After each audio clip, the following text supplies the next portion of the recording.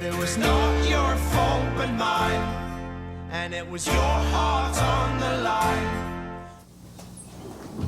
Okay, everyone. Good evening. How's everybody doing tonight? Good.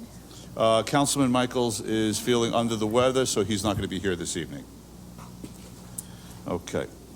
In compliance with the Open Public Meetings Act, PL 1975, Chapter 231, the notice requirements have been satisfied. The meeting dates for the year are confirmed at the annual meeting, are posted on the public bulletin board in the lobby of the Municipal Center, and published in the record within the first 10 days of the new year. Salute to the flag, please. I pledge allegiance to the flag of the United States of America and to the republic for which it stands, one nation, under God, indivisible, with liberty and justice for all. Roll call, please. Councilmember Dayton? Here. Councilmember Grossman? Here. Councilmember Menon? Here. Councilmember Michaels? Councilmember Dr. O'Connor? Here. Councilmember Park? Here. Mayor Zenna? Here. I just want to point out in the back of the chambers here, we have Evan Lattimore from the high school. He's a sophomore in Tenafly High School, and he's going to be here every week. You're here for every meeting, excuse me, to run our technology sector. So welcome aboard. Thanks for being here. Thank you. Hi, Evan. Okay. Hi, Andy. We see you online there. How you doing tonight? We'll be with you in a second. Hi, Andy. Okay, the first on the agenda tonight is the Fistas Pond update. Andrew McKesh from TNC is going to give us a little presentation. Why don't you step up to the microphone, Andrew? How you doing? Just speaking to the microphone for the record. And Andrew is here today to talk about a request of the council. The Nature Center is requesting a letter of commitment from the borough for using money that is already appropriated in the ordinances that rebuilt and repaired Fistas Pond.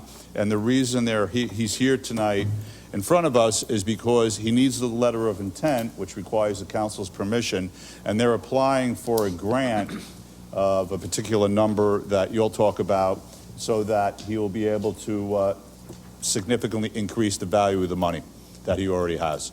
So why don't you give us the highlights of what's going on and what you're going to do with it. Thank you, Mayor. Andrew McKesh, 50 Sherwood Road in Tenafly. So first of all, we want to thank you, the Mayor and Council and the Board of Professionals, because a lot of them are involved, for everyone's support of the Nature Center stewardship of almost 400 acres of borough land and for the Fistas Pond restoration project over the years. So, first of all, I wanted to just say that I'm an engineer, so this is a very,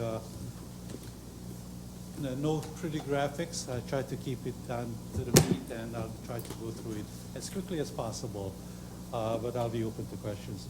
So Fistas Pond is more than just a body of water. It is a living laboratory that hosts a rich variety of plant and animal life. It is a focal point of almost 400 acres of public land under the Nature Center stewardship. This ecosystem is a historic site and provides ecological and recreational value through bird watching, pond study, and just personal reflection. Working with the Mayor and Council and the Borough Engineer, we've been working on a multi-phased approach to revitalize the pond. Over the past couple of years, there have been a lot of things happening. We originally got an estimate of almost $2 million to dredge and to do revitalization. And the first thing we did was basically said, no way. We formed a committee with representatives from the Mayor and Council and the Nature Center, and a number of people at this table have been through that committee, and we appreciate all that work. So we basically formed to create a project framework to manage the original project estimate, which we all agreed was unrealistic. We worked on it, and finally the Mayor and Council approved open space ordinance in the amount of $661,000 in October of 27. That's quite a reduction from the original $2 million. But that we felt comfortable that it's a realistic number, but it is a needed number. It was back then. First thing we did was we replaced the sluice gate and a trash rack back in 2019. That came in a little bit over budget. Then we completed the hydro raking phase of the project, which came in a little bit under budget. So we're still overall doing great with everybody's support and involvement. So again, some of these numbers are very rough, and Susan is there to keep me honest, but my understanding is that there's approximately 160,000 left for the remaining phase of the original allocation scope. And the original scope the mayor and council approved had a number of phases. I'm not going to go into it, but the last was restoration and maintenance. And the contract for the hydro raking, they did something they called restoration, but it really wasn't done. So there's a lot of other restoration that's part of hydro raking to supplement the hydro raking in revitalizing Fistus Pond. In the meantime, the TNC has been active on pond stewardship activities. We've been doing the chemicals and doing other maintenance activities as has been recommended. And as I've talked to a couple of you about the pallets and other things that we'll be doing, we have been doing that. We have been raising funds for maintenance and stewardship work along the way, but 400 acres and a 2-acre pond takes a lot of money to maintain, and we've been doing that. And we're also working on strategies to further engage our user community and our stakeholders and to drive more financial support from our community. We agree with everybody that it's really important to get engaged community members to participate in this for the Nature Center to be able to do that. So a couple of months ago, or actually not even sure it was a couple of months, a couple of weeks ago, we were forwarded a New Jersey DEP grant application from the borough. So based on the borough's recommendation, we've been researching this DEP Green Acres Stewardship Plan. This grant is for preservation and protection of natural resources and could be used for the remaining project phases of pond restoration and then ongoing systemic maintenance. The application, so one of the reasons I'm here and I don't have all the details is the application is due by March 1st. And we realized the end of last week that this is your only meeting in February. So we figured we better come and give you as much information as we have and give you an opportunity to discuss it. So we're still working on understanding the qualifications, requirements, and application details to be submitted. Our grant writer is daily in touch with the DEP. They have a help desk. We're okay with understanding that we can apply, what it's for, and we qualify. Now it's just a question of how much documentation we need to pull together and what level of detail they're looking at. The grant is a 50% reimbursement matching grant, and we anticipate that the 50% match will be significantly less than the remaining funds already allocated to the Fistus Pond project. The scope of the application will focus on shoreline and pond-related trail restoration. If you may recall, the main trail was quote-unquote restored, but it still needs some rework, i.e. rebuilt. So that is in here, and it is part of the project.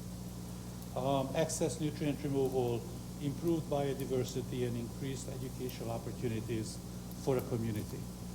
So we just listed some of the items that are being delineated and priced, and we're trying to bring, but it's going to include shoreline restoration. As I mentioned, the main trail restoration, only the western side, which was directly impacted by the hydro raking project. We want to put together a professional pond stewardship plan so we truly understand what needs to be done so that we don't have to go through hydro raking again in my lifetime, hopefully. Excess nutrient removal. One of the issues is that we got a lot of nutrients flowing into the pond. You got to remove it. So we're going to be creating floating wetland kind of islands floating around. They will soak up the nutrients and we'll harvest them and reuse them time and time again. It's one of the many methodologies and best practices that we've been researching. Improve biodiversity by having a lot of native plants and growth along the shore that will plant for purpose. It will attract more wildlife and other native species that will make the pond a lot more richer in biodiversity. And then, not last but not least, water monitoring. We want to really go into the 21st century, first century, and buy equipment to monitor the water quality and be able to establish a program to enable a data-driven stewardship and then additional community support programs. So these are all directly related to restoring and then ongoing data and knowledge-based maintenance of the program, of the pond. So we appreciate the borough's lead in leveraging the state funds to benefit Vistas Pond, and just want to say thank you for your ongoing support. I'm open to questions or... Okay, thank you. Thank you for your time in the presentation and the great work you do. Who has questions? Looks like Councilwoman Dayton had her hand up first. First of all, I want to thank Andrew McKesh and the TNC board for their incredible stewardship of the 400 acres that we lend to them to look over. Just so everyone knows, that's 1/4 of Tenafly that this group of residents takes upon themselves. And second, I want to thank you so much for jumping on this grant opportunity. I know we saw it, sent it over, and you guys got right underway, really fleshing it out, what was needed. I know that I've been part of the Vistas Pond project and that many pieces were left unfinished that we had hoped to accomplish to preserve the ongoing nature of now our hydro-raked pond, specifically the shoreline restoration.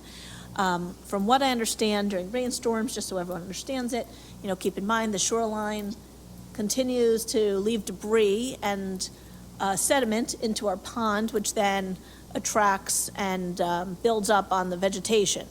And so that is a direct defeat of everything we just worked on for almost $500,000. That alone should just absolutely be done. I love the idea of bringing this project into an ongoing maintenance state. I think that the monitoring and the stewardship plan are a wonderful goal for this, and unfortunately, the TNC has to take that burden on to themselves for those 2 acres of water. And I will tell you, having seen the budgets of the Nature Center, so much of the Nature Center relies on its education programs. The amount of residents donating and supporting the Nature Center has really dwindled in our community. And we used to get these larger grants, and they're much less. And so, again, the Nature Center has to make that up and still be in charge of projects like this, which really is our land as a municipality. So I think this grant is a wonderful way to maximize the funds. I think the fact that it's matching means that we will get some of that reimbursed if we receive this grant. And so essentially, we're getting the work done that we need to get done for less money than it would take if we just did it on our own. And so I hope we apply for this. I hope we get this from the state. That's the bigger, harder ask. I'm fully in support of this project, and I just want to say thank you. Thank you. Jeff, please. I also want to add my thanks. Mine's more of a, since you start with technical, I just want to understand, you may have said this when I was reading over your memo.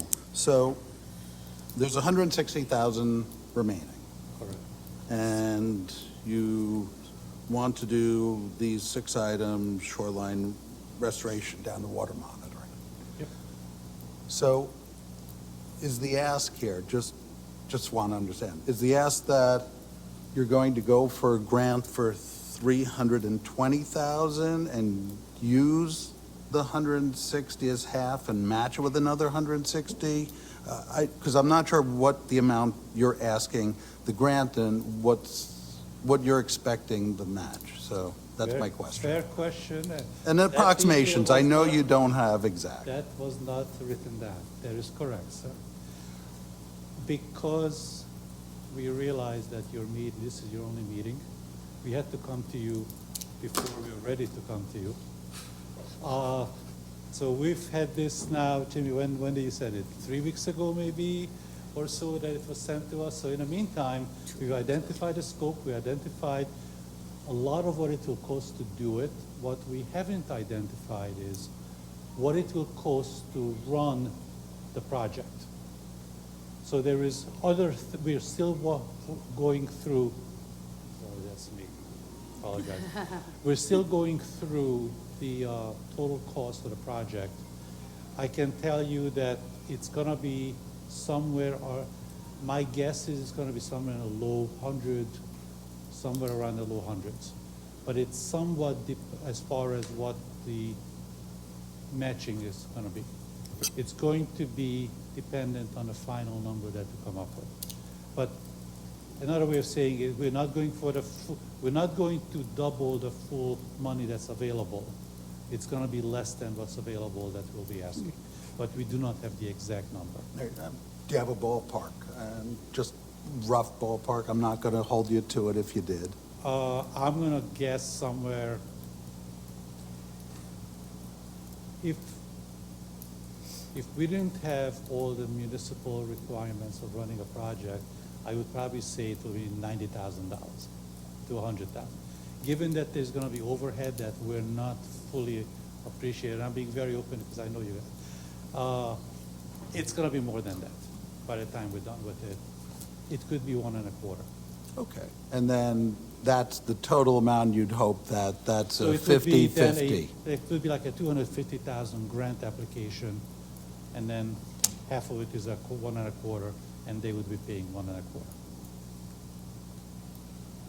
Okay, so just, the total of that is then a $250,000 job if they're providing. Somewhere in the 200 plus or minus, Okay. depending on where the numbers. It's not gonna be 500, it's not gonna be 400. Okay, I just curious. I- And I that's- appreciate your answer. But it's not gonna be 50,000 either. And this would include long-term, hopefully addressing the problem, as you said, so that, Yeah, as council. see, the problem is, I'm not worried about our lifetime, I'm worried about, Yeah. the school groups going there, their lifetime.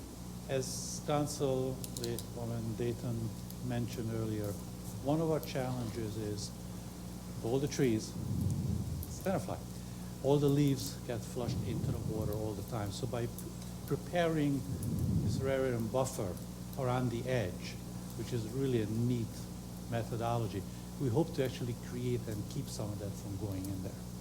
So yes, it's all designed to understand what's going on, understand the chemistry, be able to make informed decisions, and keep it from having to be hydro-raked for a longer period of time. Okay, thank you. And send my thanks to the TNC there. Doing a great job. Appreciate it. We all appreciate you guys too. So just to follow up from Jeff's question, so the 250,000, the half of that would be the match from the borough, the TNC, is 125, which is money already appropriated that you already have. Yes, So you don't need any new money. that's my understanding, Okay. that that's the way it works, yes. Yes, Councilman Matt. Yeah, I mean, as, yeah, you say in the letter, or approximately 160,000 left over for the remaining phases of the original allocation scope. The original, the additional phases will, and this new work that you're talking about, will all be contained within the amount that you're foreseeing? That's our understanding at this point, that's the goal. Also, please remember that this started off as a $2 million Understood. estimate that we bored down to a certain number, but the strategy is that this is the last phase of what has been approved, and we would like to finish it also, we can get it done. I mean, the other thing, maybe this should be something communicated with other departments or other entities. But I don't think the borough is making a recommendation that you should get a grant or apply for a grant. I think it's kind of we're letting you know, the information is available to you if there's interest. And if there's no interest, nobody's saying that you have to. Point well taken. So That's, I think we should just make sure that all the people we send to. Councilwoman Dr. O'Connor? I just had a numbers question because I came on board the council when, like, after this was done. So it says in 2017, 661,000 was approved to work on the pond, right? And then you're saying 160 is left over of that original allocation. So that means 501,000 was spent on the pond from 2017 to now? Do I have that right? yes. Okay. So you would be asking, theoretically, we know you don't know, that it would be like another, you're saying the hope would be that we contain it within this original 661,000? Oh, there is no way that we'll go over that. Okay, so you're saying kind of locking it into what that 2017 allocation was? That has been we and a committee worked very hard to come up with a realistic plan to be done with 661, and that was back in 2017 dollars, by the way. So we intend to finish that, but we would like to be able to finish it. Okay, thank you. Any other questions from council members? I just want to clarify for Go the ahead. public. So when we allocated the money to open space, from Open Space Trust into this Pfister's Pond project, we did try to be as conservative as possible, and we were pretty conservative, and we did get a huge amount of the project done under budget, which we were thrilled. We now have approximately, as Mr. Makesh has said, 160,000 left in the open space designated for Pfister's Pond in our budget, in our budgetary lines, and we've confirmed that with the CFO. And so that was money that we had said would possibly be for future phases of maintenance, depending on, as we finish the project and we see the reality of it, what would be needed. So now we are at least a year's past the hydro rake, right? Yes. Yes. And so what's occurring is we're actually seeing a little bit of give back on the sides, a little give back in the center. We are not able to assess the water quality. We don't have a monitoring system, which all of which was recommended at the beginning of this project by the engineers and by the experts working on the hydro raking project. And so essentially what the Nature Center is doing is they're saying, we'd like to finish this up properly and make sure that the work and the money already spent is money well spent, because it would be an ongoing and future protection of our pond. Well phrased, thank you. Trying. Pinu, please. Just a quick question on, for some reason, I seem to remember that the hydro raking, it actually went over budget. No, We it asked- was actually under budget, and a larger area was still able to be hydro raked than originally thought, because the numbers came in lower and it was still under budget, if I remember. But I meant not necessarily the hydro raking, but the removal. That's actually what brought it under budget, was the anticipated cost of the removals was less than what was originally anticipated.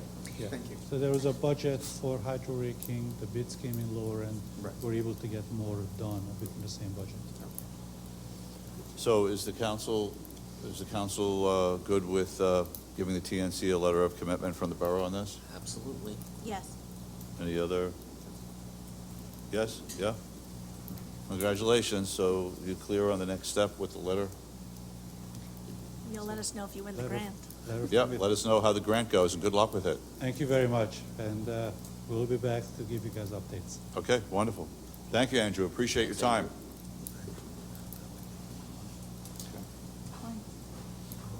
All right, the next item on the agenda, we have, Andy, you have a question? Go ahead. Just, it's something we just have to be aware of. As a council, most of these grants require the borough to provide all the money up front and then get reimbursed later. I I don't know if that's true with this grant, but almost every grant, that's the way it works.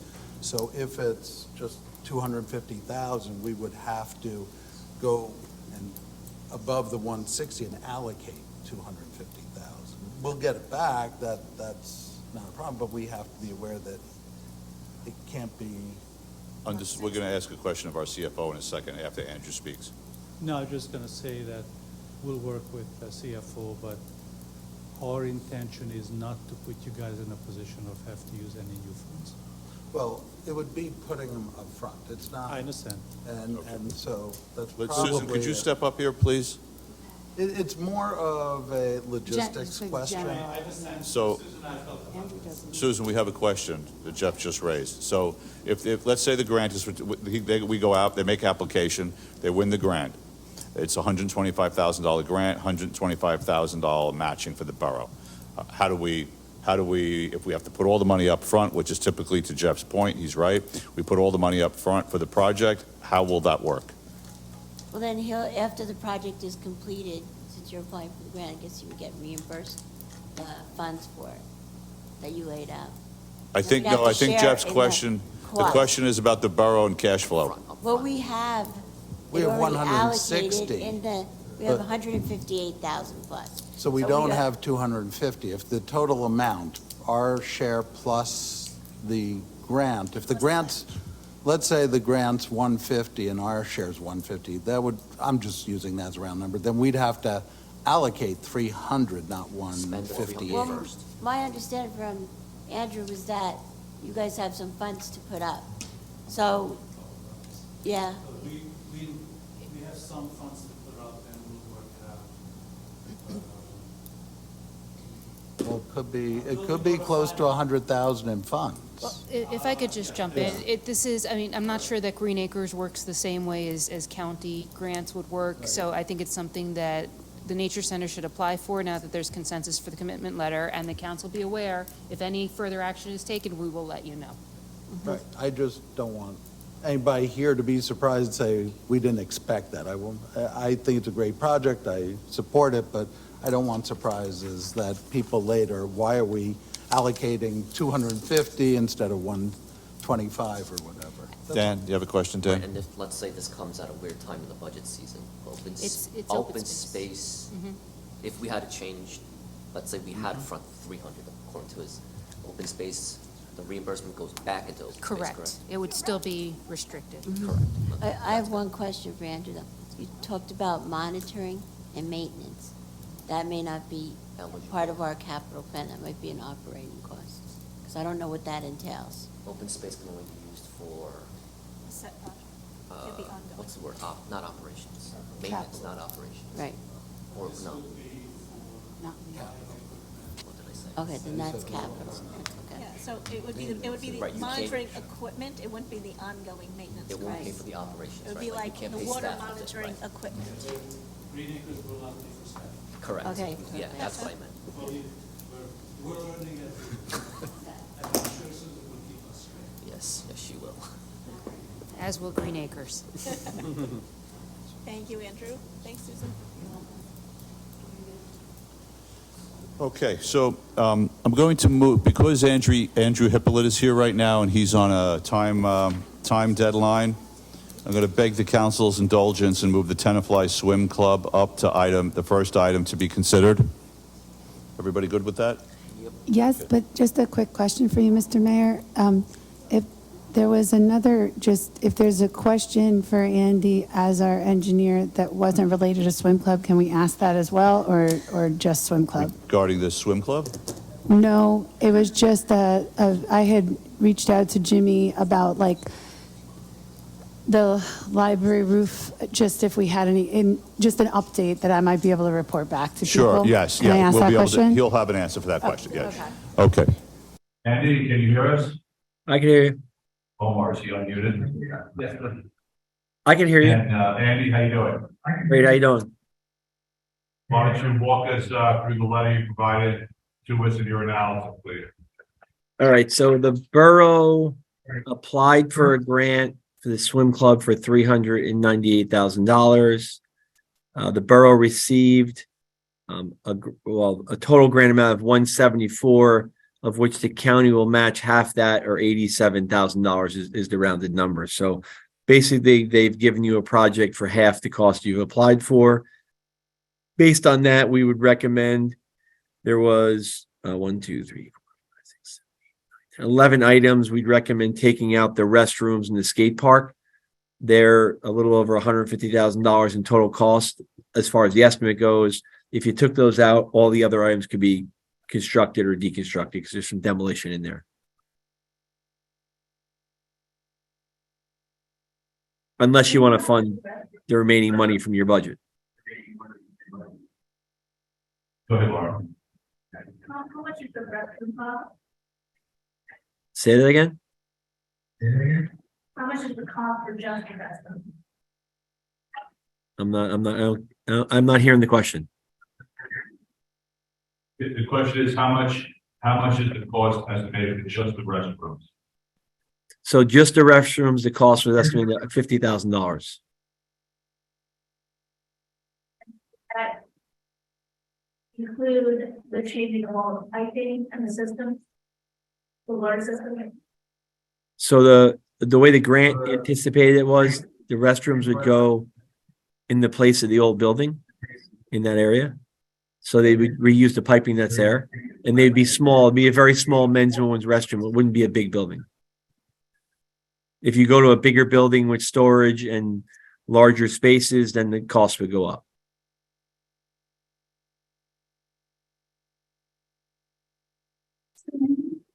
Go ahead. You mentioned about if you decide to fund the entire thing, if for some reason we only proceeded with this smaller version for now, now this is not, I'm just giving hypothetical, and then later we decide to go to, let's say, we can call phase 2, right? Doesn't that impact the project in the sense of you're only doing part of it, and then later on you're doing more of it? Isn't that economically disadvantageous? Because, you know, from the perspective of us having you as an engineer, it just doesn't make sense to me that we would do part and be like, oh, okay, let's finish this up later. Doesn't that add cost? It definitely adds time, I would imagine. Could you speak to that? Yeah. So if you take this project and break it into phases, there is an increased cost because over time, materials, you have more engineering cost every time you look at it. You have more costs for MOB and DMOB, so there is an increased cost. If you were to do it in 2 phases, we'd obviously plan so you wouldn't be taking out any items that would be disrupted, but you still, yeah, your cost is going to be more over time in phases than to do it at one time. Question, Dale. Go ahead. Just because on what you just said, let's say we funded the whole thing, wouldn't the heavy stuff come first? So we have to, let's say, $4 million or whatever, then later re-repair, if we did it backwards, you have to just redo around anyway, right? I think I got all that. Basically, I think what you said was, if you did it, would there be a certain way we would stage it so we weren't going backwards? Is that what you're saying? Like if you did the base color, the bathroom, demolition, the skate park, the big stuff. You could do that. So you could do the demo, construct the skate park, and construct the bathrooms, and then not do the other items. You could do that. No, I think what I'm saying is then if you didn't do it in that order, then you could run the risk of screwing up the walkway and if you were going to do the big stuff later. So is that what you're saying, Dan? Yeah. Like you could ruin some of the stuff that we're going to do in phase 1. Correct. If you do it in phases, there will be some repetitive work because of contracting and methods and means. So it will cost you more to do it in phases over time. And you have to also account for time. Every year it goes by, everything costs more. Yes, Jeff, please. So, Andy, hopefully you can hear me. I know acoustics are terrible. I can, The kiddie pool, which you have for demolition, is there a way that we can save on the cost of the demolition of that, since it's very shallow, fill that with dirt and make that a pollinator garden area? so you could take the pool, just cut it below grade, collapse it upon itself, leave it there and fill it in. So you could save some money on that. Yes. I think, let me just look real Is there quick. any issues or problems of doing something like that? Because this way you're not digging into the ground, it's already a base there. I just don't know how concrete does with that. But, Right. So we had the demo of the I'm just kiddie. trying to think ways that we can reimagine uses of existing features. Again, we only applied for a grant. We had the demo of the pool at 25,000. If you just cut the edges down and buried it, that would save a significant amount of money. Lauren, please. Danny, how much would it be to take out the? How much would it be to do what? Take out the large and kiddie pool? I mean, we didn't price taking out the large pool. I would say, You have an estimate? what's that? How about some sort of ballpark?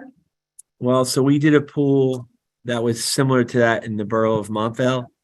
And that pool was probably over $100,000. And that was about 8 years ago.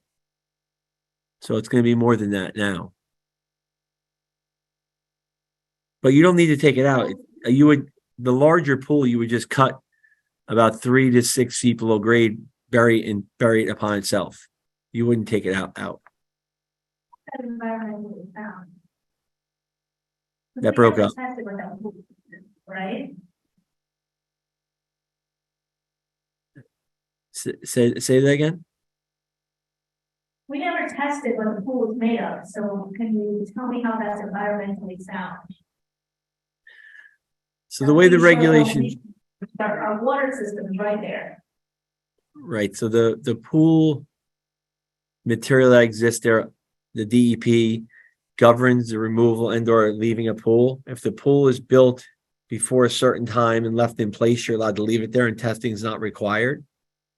If you take the pool out and remove it, then you have to test it to dispose of it. That's state regulations. Last time the DEP walked the property with me, they had concerns. So my question is, what do we know about this pool? And should our council have concerns?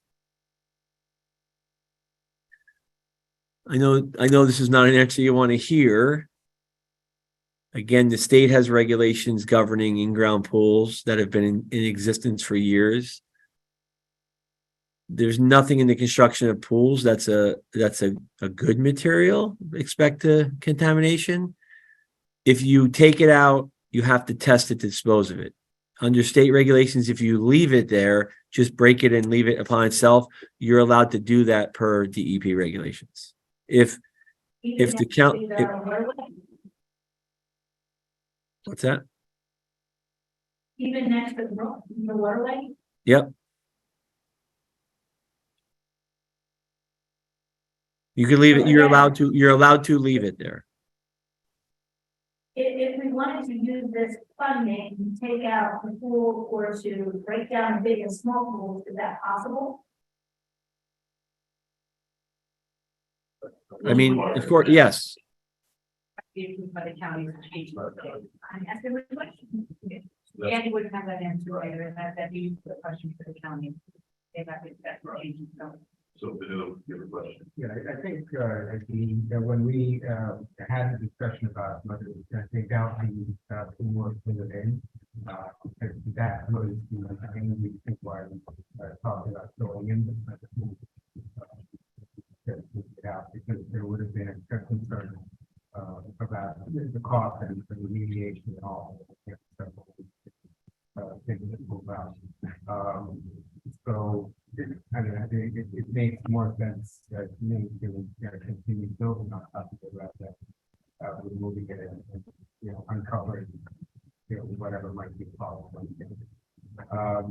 and the other question I have, and, and if anything I said wrong, speak up. But, yeah, so the only thing is, I mean, I think, in terms of, if we do the larger part of this project, earlier, or, the heavier part, against it, is there anything that prevents us from, so like, for example, pollinator, something like that, it's something that, DPW, does that violate the project? So and Jimmy could hand it out, in the grant application, there's an estimate in the map of somewhat of where everything would go and what you proposed. If you stay in accordance with that, there's no forfeiting of the grant. There's really not much else you need to do. The only thing I would warn you of is this site is surrounded by environmentally restricted areas. So if you go off of what's on here, it may trigger some type of DEP permit that you'd have to apply for. But you have to look at it on a case-by-case basis. The items in here, you can construct all these items that are in here. You don't need any permits. I mean, for example, I know we get the Boy Scouts and want a lot of money to the project. And if, for example, the EPA recommended 12, and does that in any way violate, what the requires? So I'm having trouble hearing you. You're not close enough to the mic. Maybe I could do them a little louder, so I think the Councilman Menon is saying, is it all right if other people use part of the project? For example, if DPW did the pollinator garden, or if we had a Boy Scout troop do the 80-acre compliant flower beds, is that all right with this grant? Or with this plan? No, the way the grant works is you have to follow county specifications for public bidding. So it has to be publicly bid and built in accordance with local public contracts laws. You have to pay prevailing wage for it. If you get it donated, and let's say you wanted to pay for the materials, you have to apply to the county to see if the county would let you do that as part of the grant. I don't know if they would or wouldn't. I've never seen anybody do that. The county may say they have no way of guaranteeing its prevailing wage and they may not cover it. These grants are ultimately funded for the federal government, so it requires public bidding and prevailing wage. I have a question about the timing in terms of this grant, right? So we sent the notice to the county that we accepted it, right? Okay. So what's the next step in terms of timing? But I think there's a whole host of questions that the council has that's going to go long beyond the scope of resolving this in the next 15 or 20 minutes. So I'm trying to get a handle on what's our window here for getting this done. We have a more robust, because we've got environmental questions and stuff, and Andy really wasn't, they're all very good questions, but I don't think he was fully prepared to go in that direction, right? First, can we get the timing question answered, then we'll go to these questions here. Mayor, I have the schedule in the grant application. So the grant application has you advertising for bids in July of 23, awarding a contract by August of 23, completing construction by March of 24, and then submitting for reimbursement by June of 24. If you want to modify that, which you can do, you just got to apply to the county for a modified schedule. If it's longer, if it's shorter than that, there's nothing wrong with it. Okay. Jimmy, you have a question, and then Julie and Lauren. Just to add to that, the due date of the grant is December of 2024, but everything Andy said is correct, in line with the due date, the ultimate due date. Okay, Julie, go so ahead. Mayor so before we got a little distracted, we started talking about the fact that it made more sense from an economic and a time perspective, as well as undoing work, if we proceeded with the plan that was voted on by the majority of this council. That is also how Andy started the conversation. And he said, unless we decide to fund the entire thing. and not do it in 2 phases. Therefore, in the interest of having our bids by July 2023, since the majority of this council voted on this plan that was presented, I would like to see, I don't know where in the agenda this goes, but for the people who are in the majority and we voted, how do we proceed with the plan entirely versus phase 1, phase 2? So you're putting the question on the table about appropriating more money beyond the amount in the grant? Yes, sir. Okay. That's my question. Okay, so we'll get to that question in a second. You go ahead, Lauren, you're next. I mean, as an engineer who's worked with me on other issues on this property, I find it hard to believe that you are recommending to fill in some of this stuff and bury. My concerns on the drinking water fountains and things that are listed on this is that they won't be environmentally sound. And I feel irresponsible moving forward on this without more environmentally sound answers. My request to this council is to actually do the rest of the investigation that we need. We are monitoring things on this property currently, and I'd like to see those discussed, whether here or in closed session, before anything moves forward. So Andy, if council members, if the council has questions about environmental, what's your recommendation for handling that discussion? I mean, you'd have to test it. So if you want to know the makeup of the pool, you'd have to test it. You'd have to take samples of the pool and send it out to the lab for testing. And what about my question, Mr. Yeah, Mayor? so the other question on the table that Councilwoman Dr. O'Connor raised about who has comments about funding the entire project, council members? Put it in the budget for a vote. I don't think, no, it's not a budget, it would be open space. Open space. Is how this was originally. Qualifies. No, my question is more basic. Do you want to have the conversation as Councilwoman Dr. O'Connor has laid out? Yes. Not without public surveying, not without having resident input. That's one yes. Jeff, go ahead. You know, this is very circuitous. Unfortunately, at this point, we have monitoring wells there that's related to across the railroad tracks, and those have been there for probably decades at this point. So we do know what's there. We've been told that at the surface there's not a problem, that below the surface there is a problem. We've been told that. We've had resident input. We've had votes on this. We've had discussions on this. We have back to last year and the year before, and we even started discussion when we began with the dog park, and we've had open space forums. We've had all this. I understand. We're a council. We're not always going to agree on everything. And there comes a point where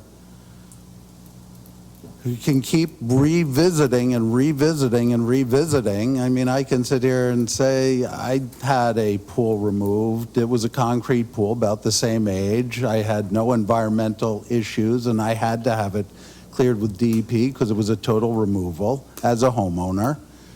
Pools of this age are concrete. We probably, when we repaved the parking lot between the two swim clubs, probably did more with oil and asphalt, probably more to kill the environment than if we rip that up and put in a new parking lot. We will do more to destroy the water sources there because that constantly sheds oil. That's one of the bases for asphalt paving. So we make these decisions all the time. We've had forums, we have had even a meeting here, I believe there was one evening where public was invited to come and discuss ideas. We had input. The problem is, and this is what we have discussed years ago, is that we reach a point if we don't have everybody on board, then it seems that the best thing to do is to do nothing. One of the reasons I pushed for that property to have a dog park, which I got a lot of opposition from some people, was to at least enter that and start to use it. And we have a couple of acres there that have been untouched for the most part. I am thrilled that we made a start with the dog park. It got it cleaned up.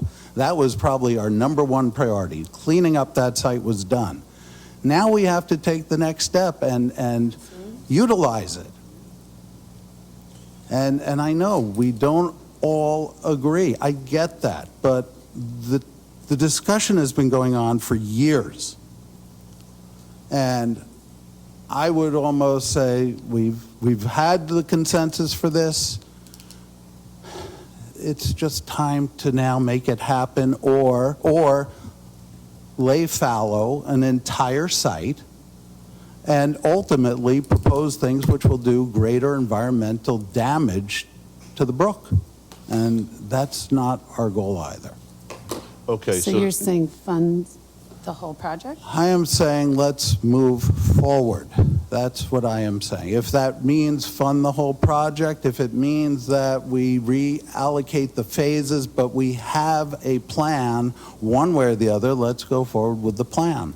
So I'm going to... I'd like to just respond very quickly. Okay, make a comment, and I'm going to ask a question for the council to move it along. I was here at every meeting this was discussed. I did not hear a single adult stand up and say, please build a skate park. What I did hear is, please don't build a skate park next to dogs because that's not good for the dog's health. Please don't consider this as a skate park because it's a bad city planning or poor city planning or ill-conceived city planning. Please don't make this property into what you've applied for in this grant, time and time again. So I did listen to residents, which is why my position is this is poor city planning.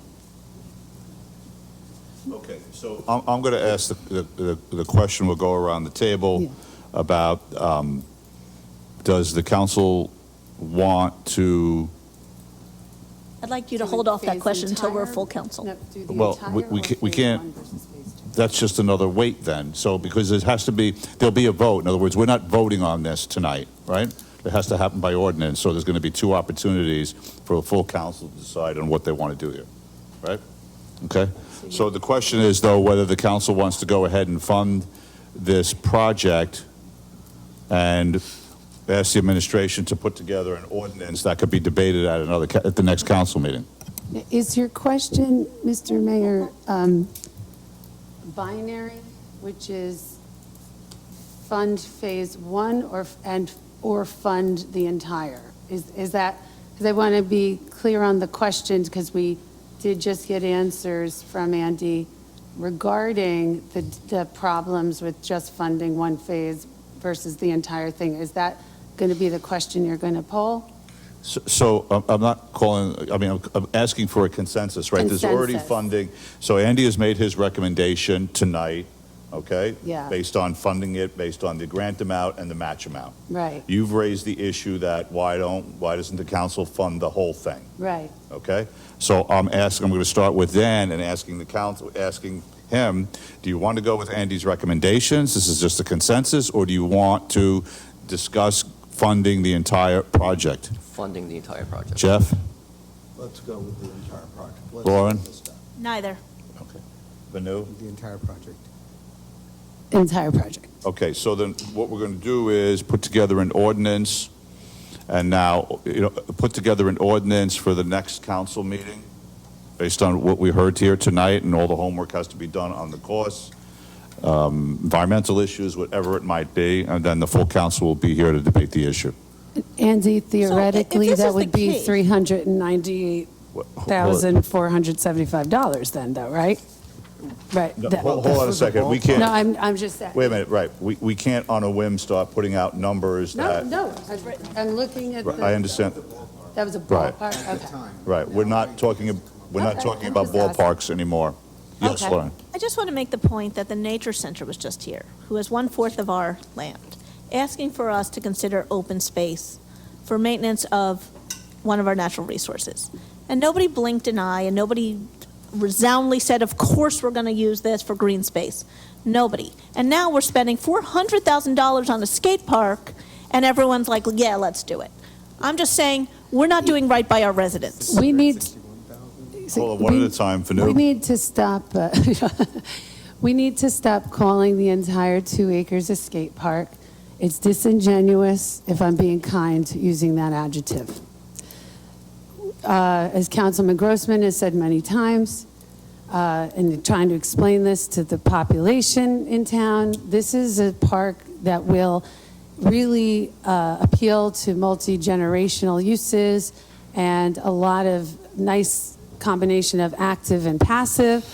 And just saying that it's hundreds of thousands on a skate park is just a lie. And it's time that we beautify this and also have working bathrooms, which I know everyone who goes there, even with their dogs, has been asking for a long time. So it's time to move forward. So, I'm sorry, I don't know any seniors that want to sit next to a skate park in a nice, quiet area. I don't know any dog owners that want to bring their dog next to a skate park. And I've spoken to many, many people on these issues. I think that seniors are going to enjoy this passive space quite a lot. We have gardens, pollinator gardens, viewing areas, and it's been asked and answered, and you've gone online plenty of times to discuss it. I'm very curious. I really Okay, am it's kind of time to- done with this. It's time to move on to Yeah. the next topic because we have a full agenda. We'll have plenty of opportunity to debate this. Oh, at and it's 2 been more meetings. debated through the years. Talking about the future. Okay. Andy, quick question about the library roof. We want to go out to bid on this. Obviously, we're in budget season is fast approaching. What are your thoughts?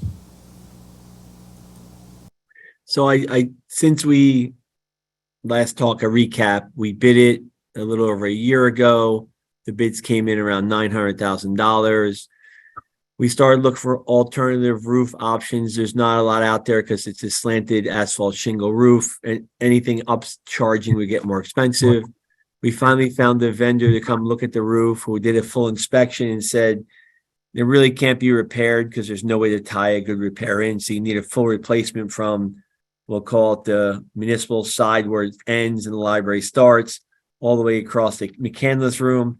They felt that the bid prices that came in were high just because of when it was bid.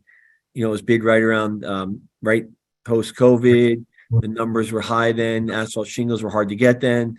They felt the number could probably come in at half that, but they were unwilling to give a price because they're going to bid on it. So they said, our opinion is it should be lower than what your bids were. I told them our budget originally was like mid 150 something, which I'm not sure who set that. It wasn't me. They said it'll definitely be above that. They also offered an option of placing solar on the entire roof. They said that would require probably your legal counsel to get involved and do some type of agreement where you would actually bid putting solar on your roof. That bid would include the removal and replacement of the roof in its entirety, would have milestones for maintenance of the solar, maintenance of the roof, and then it would sunset at some point. So they thought that was a good option, but if you want to do that we'd have to involve, Wendy and her team and decide that option. That would be full replacement. They'd want to put solar on the entire building, not just on the library side. Are we going to get to, did I get questions from people from the library board? What is this actually translated into in the sense that it's just something that the council has to vote on? What's on the table and what's the time frame? Well, we have to budget for the money, right? So how quickly, kind of a side question to Susan and Andy, in terms of repairing this roof or rebuilding this roof, how quickly can we go out and bid on this? Well, So the specs were done already. You remember when we did the facade, you had authorized us, we hired an architect to do testing of the roof. They went up there to cores and they prepared details for repair of the roof. That's what was done. So that work's been done already. It was just to put a new advertisement on it and go out to rebid again. You're rebidding due to lack of funding, so you go out with the same bids again. And it's over a year. It's over a year ago, so you can get it together in literally a few weeks. Let's just say the overall bidding process would take 45 days. It's just a matter of when your funding is available.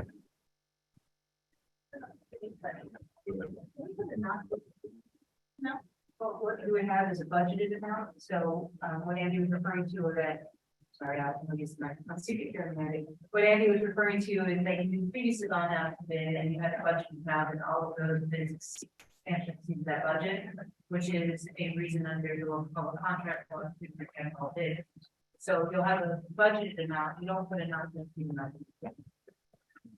Dan, go ahead, please. Can you send us the solar specs, whatever they're calling? I'm having trouble hearing you. He wants, a councilman asked if you could send a solar spec. Say, I almost heard, say that one more time. Dan asked if you could send the solar specifications for the solar panels. So the vendor didn't give us anything. Again, they want to bid on the job. They said a typical solar panel installation is more of a performance bid. So you would state a desire to lease your roof space. The leasing of that roof space would come with the replacement of the roof, some type of sunsetting law for a 10 or 15 year period. And then also your desire to have either a flat cost for your energy or a lower escalation than what your energy normally does. And then they would propose to you the type of panels they're going to put on it. Because they're going to be their panels. They're going to take the benefit from them. Your benefit is you're getting a free roof. Does that address your questions? Well, just for me to know to report back to some of the people in the library. So we're leads us now that we're going out to bid again, right? Correct. To repair the roof, and that should be about 45 days out from now. Those bids. 45 days out on the funding's in place, so we would have to include it in the budget, so realistically, that's like July. Okay, so accept something. Yeah, I mean, we would have to, while it's worthwhile, it's, we have the bid specs in place that have to be updated, so there would be some, administrative costs for that, not huge. You still have to have the one first in place for that project. So this just so I kind of want to figure out if it's middle of July. One bid may be accepted and then that one would work to start. So we're probably realistically anticipating the capital budget to be adopted around May, June timeframe. And that's when. And then that's They're when we get 45 days. yes, correct. Once the capital budget is adopted, then we can go out to bid because now the money's available. And I think hold on a second. Let's just so that right. Makes sense. That got that. Once the money's in place, then Banu, then Dan. Banu, go ahead, please. Well, I think Dan. Dan, go ahead. Then. Can we accelerate? Susan, please come to the microphone. So the question on the table is, can that be accelerated and by what methodology? Well, that would be for the regular. So there's a few things we do put in, the road. Right. The library, but that would be for more energy, urgent, really very much. Go ahead. Are you amenable to that? I think so. I mean, I keep hearing from people at the library. Side of the table, you're amenable to that? Okay, so it sounds like the council has a consensus that they would be amenable to putting that temporary capital budget approved. And that would. Then with. Right. Assuming we get some reasonable. There's all that, no question. Well, that's kind of pretty. Okay, so let Jimmy. No, exactly, yeah, that's what would that anticipate adoption. So we have a capital plan, I believe we're looking at somewhere around March, around because that's important. And in March, maybe, then after we look at it, and then we can go out to bid. Yeah, that would be relatively mixed specs, just need some minor update. Should we look into and go?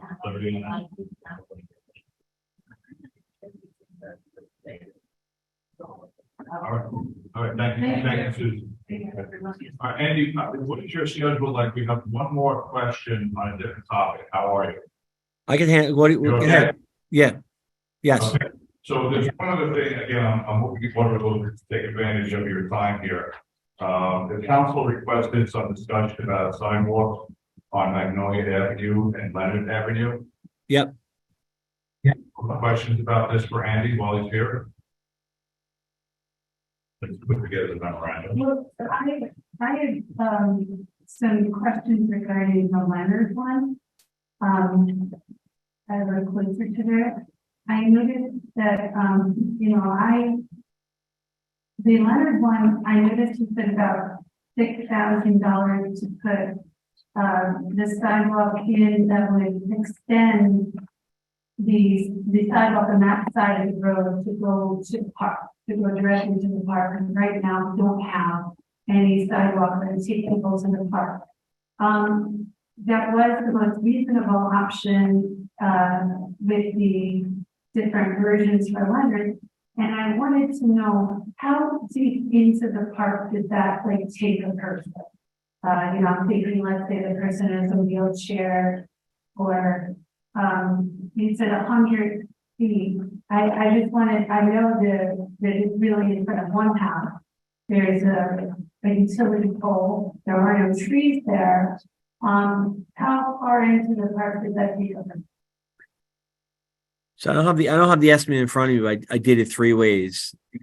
One part was to put sidewalk in front of the gentleman's house. One was to run it all the way up to the handicap spots that are by the playground. And then one was to go across the street and run it up the whole length to where the road curved to the next road. If you only run it in front of the one person's house, you stop and then you have park, you have grass. So the person would, anybody on a sidewalk, if they were handicapped in a wheelchair, they wouldn't have a handicapped accessible surface to get anywhere else other than just to the grass in the park, and they'd have to maneuver the grass. If you ran it all the way up to the parking spaces, then they have an access point to use both playgrounds. I hope that answers the question. And then Dave. Just to clarify, so this would go from Tenafly Road, the entire length of Leonard to the Walnut Playground? So there's already some sidewalk on that side. So it's not the whole street. So, for example, number 2, the 57 Leonard to Lindley, that's $25,000. But does that make sure that there's still a walkway continuous all the way to Tenafly? Because the question I ask, of course, is one of the reasons we're looking for this is many school children come from the school that's on Tenafly Road over there, through and go to the playground. So that's sort of one of the pathways we want to make safer. I'm looking at a map real quick. Hold on, let me just make sure. So when I look at the aerial, there is sporadic sidewalk on, we'll call it the south side of the road, and there's a continuous sidewalk on the north side of the road up to like the 4th or 5th house from the end. So either project would fill in the sidewalk locations that get you from Tenafly Road to the park, except that one option was just to put it in front of that guy's one house. But just to be clear, though, the one that's cheap to put it in front of the one house, it allows access for the person that's across the street. So they come from Tenafly Road on the north side, they have sidewalk, then that sidewalk stops, and they cross the street. Correct. Then they have a sidewalk, and then there's one extra house and you take them right to the park. Correct. Because right now, there's just no thing that takes them right to the park, We just had a person replace their sidewalk who's going to be moving new to town. And they kept saying it's a sidewalk to nowhere. And they had a point because on their side of the street, south side of the street, it didn't take them all the way to the park. So that's, You are correct. You're correct. I am a little concerned about the south side of the street. Let's say we did that the entire way, because there are a lot of trees there, and it's been pointed out that we can't go around the trees. and without going too into the people's property, and then that would create more impervious surface. So, I guess I'm trying to, combine doing what's better for water mitigation, like flood mitigation, but also add more sidewalk. What are your thoughts on?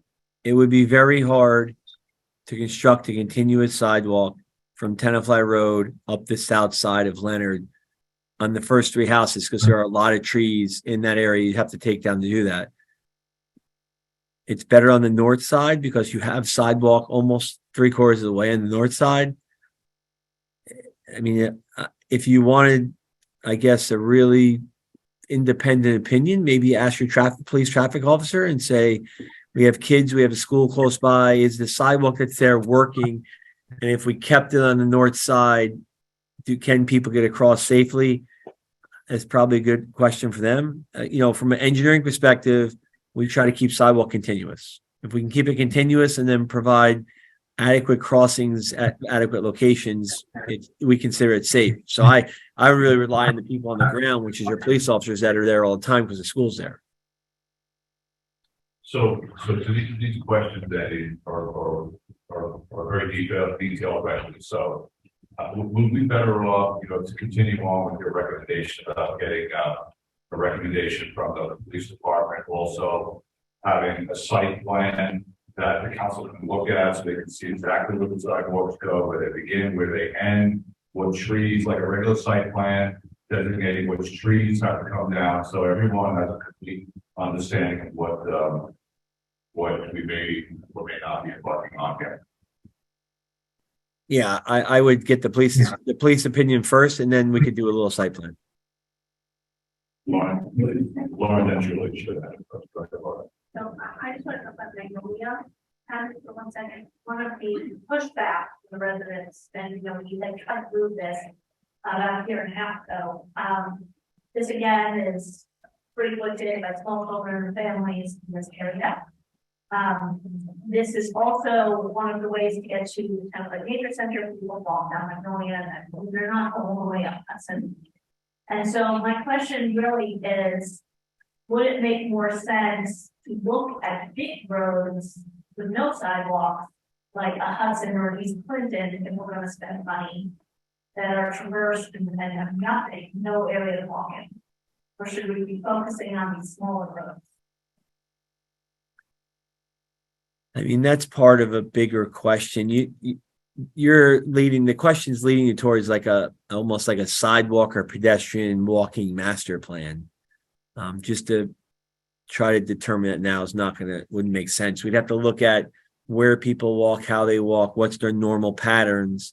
And if you follow their normal patterns, do you put sidewalk where they're walking, or do you make them change their pattern? Because people don't change their patterns very easily.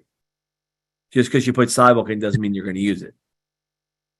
How much would something like that cost? It depends on the area. You have to count. You actually have to count pedestrians.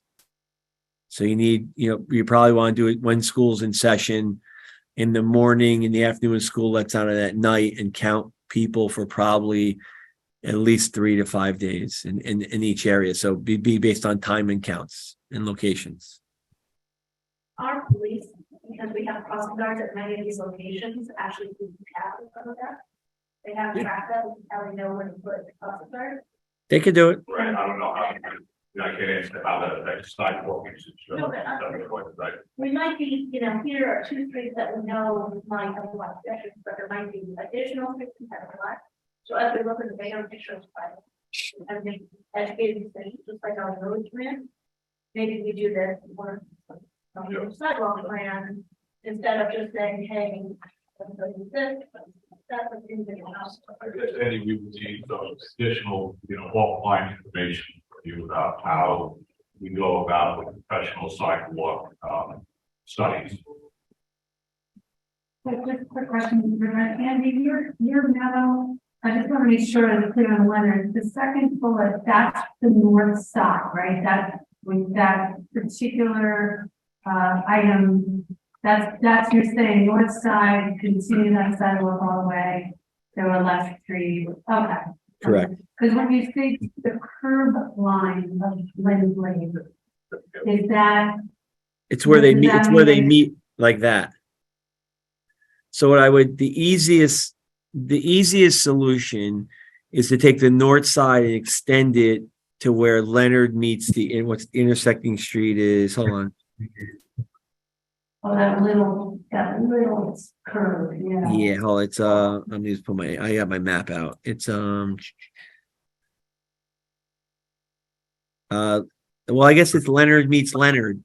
It eventually curves really goes to Lindley. So where the two curves meet, you'd run it to the end, put a handicap ramp there, and then allow a safe crossing across the street. That would be your easiest method to get people to the park. Okay, and so there's two takeaways from this discussion. We need some sort of site plans for these locations so the council could see the exact detail.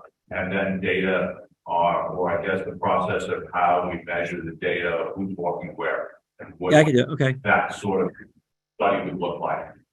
So we do that percentage down, right, with associated estimated costs and what those studies cost. Okay, I can do that. Good. Thank you. All right, I think that's all for Andy tonight. Andy, thank you for being here and staying on while we. Sorry I couldn't be live. Sorry I couldn't be live tonight. I apologize. Oh, that's okay. It's all right. All right, thanks. See you soon. All right, thanks, Mike. Are we going to get to, I mean, because I get questions from people from the library board.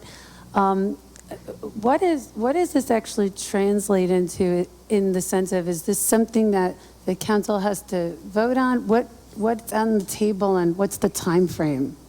Well, we have to budget for the money, right? So how quickly, this is kind of a side question to Susan and Andy, in terms of repairing this roof or rebuilding this roof, how quickly can we go out to bid on this? What would the schedule be? The specs are done already. Remember, we Good. did this, you had authorized us, we hired an architect to do testing the roof, they went up there, did tours, and they prepared detail, this full repair of the roof, that's what we've done, so that work is done already. So we just put a new advertisement, like, about the rebid again, you're rebidding for the lack of funding, so you've got the same bid again, and it's over a year, so if you can get it together in a few weeks, let's just say the overall bid process would take 45 days, it's just a matter of when the funding is done. I have a bidding question. Go ahead, Laura. Can we put a not to exceed amount? Well, what you would have is a budgeted amount, so what Andy was referring to that, I'm sorry, I'll use the microphone so you can hear me, Andy. What Andy was referring to is that you had previously gone out to bid and you had a budgeted amount and all of those bids substantially exceeded that budget, which is a reason under the local public contract laws to reject all bids. So you'll have a budgeted amount, you don't put a not to exceed amount in your bid. Thank you. Dan, go ahead, please. Andy, can you send us the solar specs and whatever they're offering? No, exactly. He wants, Councilman asked if you can send the solar specs.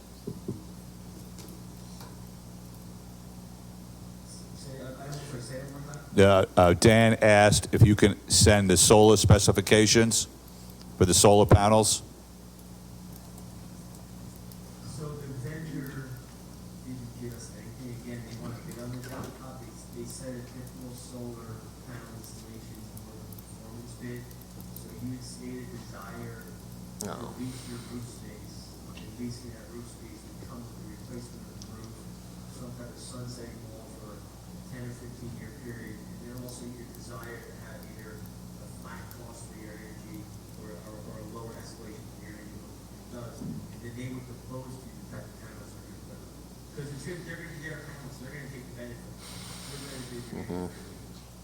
Right.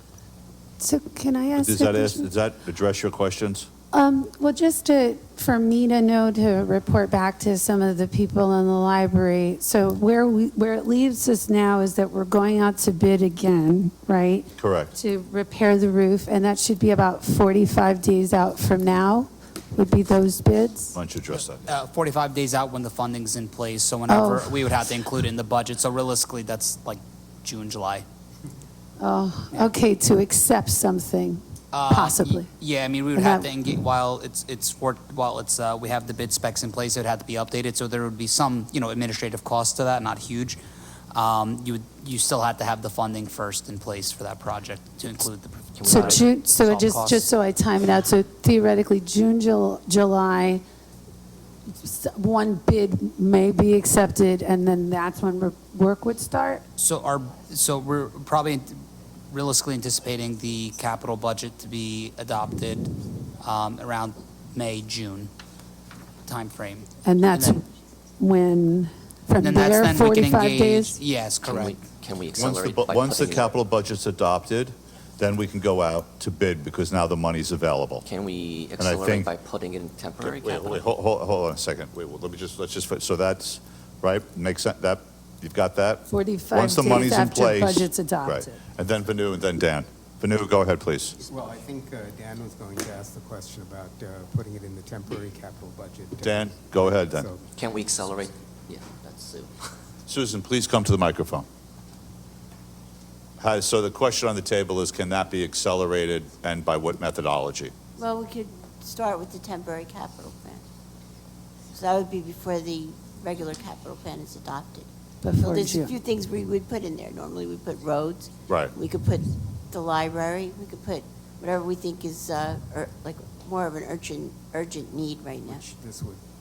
Go which ahead. I would suggest this would be something that's more urgent. Are you amenable to that? I think so. I mean, I keep hearing from people at the This library. side of the table, you're amenable to that? Yes. Okay, so it sounds like the council has a consensus that they would be amenable to putting that in the temporary capital budget, the roof. And if that was the case, how?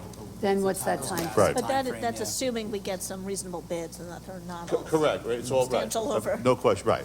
So what would that time frame be? Okay, so let Jimmy and Susan No, answer exactly, that. yeah, that's, what would He was that asking anticipated her. adoption of the temporary capital? So we have a capital plan, probably we're looking at somewhere around March, around there. Okay. Adopted an ordinance in that timeframe. End of March, maybe, depends on how quickly we look at it. And then we can go out to bid. And then, what, 40-something days, and then. Yeah, that would be award? relatively quick since the specs just need some minor updating. But should we look into any solar Cl- panels? clarity on like that? My team, no? What he just said, No? I'm not Okay. interested in leasing this roof space. that's not worth it. Okay. All right, thank you. Thank Thank you, you. Susan. Thanks, Okay. everyone. All right, Andy, what is your schedule like? We have one more question on a different topic. How are you? You okay? Okay, so there's one other thing, again, I'm moving the order a little to take advantage of your time here. Council requested some discussion about sidewalks on Magnolia Avenue and Leonard Avenue. The council have questions about this for Andy while he's here? Since he put together the memorandum. Well, so I had some questions regarding the Leonard one. I live closer to there. I noticed that, the Leonard one, I noticed you said about $6,000 to put the sidewalk in that would extend the sidewalk on that side of the road to go to the park, to go directly to the park, because right now we don't have any sidewalk that would take people to the park. That was the most reasonable option with the different versions for Leonard, and I wanted to know how deep into the park does that take a person? I'm thinking, let's say the person has a wheelchair, or you'd said 100 feet. I just wanted, I know that it's really in front of one house.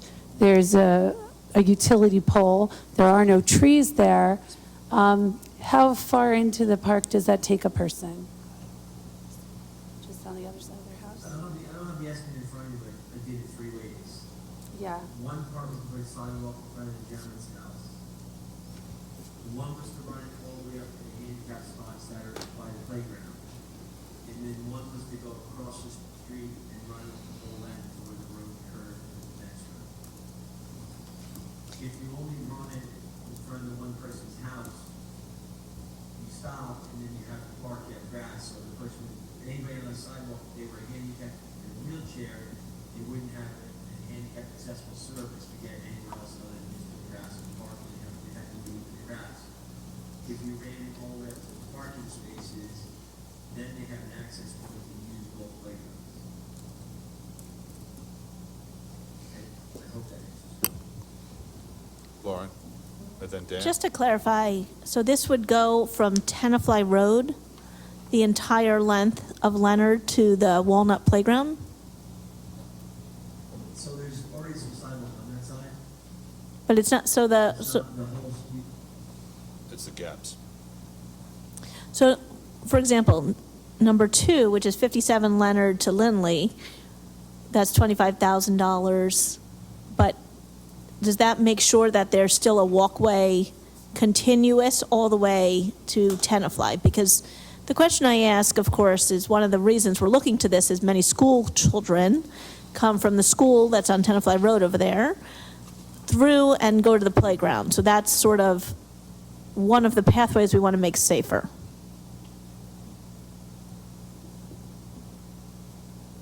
But I'm looking at a map of it. So when I look at the aerial, there is sporadic sidewalk on, we'll call it the south side of the road, and there's a continuous sidewalk on the north side of the road up to like the 4th or 5th house from the end. So either project would fill in sidewalk locations to get you from Tenafly Road to the park, except that one out, just to put it right on that. Right. But just to be clear, though, the one that's just to put it in front of the one house, it allows access, but a person has to cross the street. You know, so like they come from Tenafly Road on the north side, they have sidewalk, sidewalk, sidewalk, then that sidewalk stops, then they cross the street, then they'd have sidewalk, and then this one extra house, which would take them right to the park. Right now, there's just no thing that takes them right to the park, you know? We just had a person replace their sidewalk who's going to be moving new to town, and they kept saying it's a sidewalk to nowhere, and they had a point because on their side of the street, the south side of the street, it didn't take them all the way to the park. So that's, you know. You are correct, you're correct.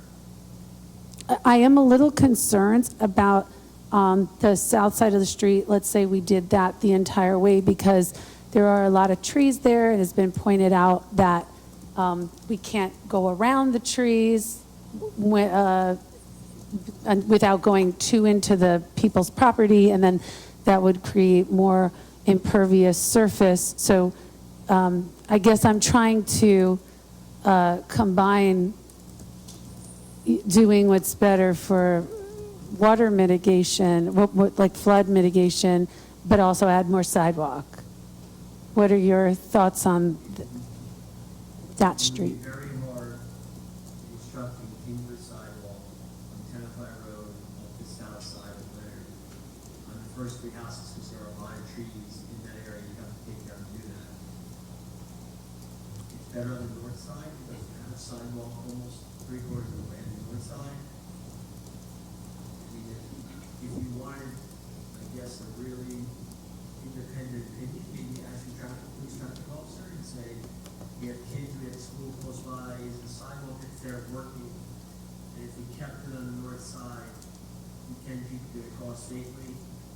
It's probably a good question for them. You know, from an engineering perspective, we try to keep sidewalk continuous. We keep it continuous and then provide adequate crossings at adequate locations. We consider it safe. So I really rely on the ground, which are the police officers that are there all the time for the schools.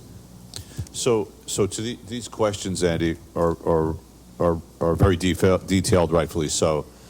Would we better off, you know, to continue on with your recommendation about getting a recommendation from the police department, also having a site plan that the council can look at so they can see exactly where the sidewalks go, where they begin, where they end, what trees, like a regular site plan, designating which trees have to come down, so everyone has a complete understanding of what we may or may not be embarking on here. Council members? Get the police opinion first, and then we can do a little second. Lauren, is the please. second Lauren, then bullet- Julie. She had her hand up first. Go ahead, Lauren. So I just want to talk about Magnolia Avenue for 1 second. One of the pushbacks from the residents, and, we had tried to move this about a year and a half ago. This, again, is frequented by small children and families in this area. This is also one of the ways to get to the Tenafly Nature Center. People walk down Magnolia and then, believe it or not, all the way up Hudson. And so my question really is, would it make more sense to look at big roads with no sidewalks, like a Hudson or an East Clinton, if we're going to spend the money, that are traversed and have nothing, no area to walk in? Or should we be focusing on these smaller roads? I mean, that's part of a bigger question. Your question's leaning towards almost like a sidewalk or pedestrian walking master plan. Just to try to determine it now is not going to make sense. You have to look at where people walk, how they walk, what's their normal patterns.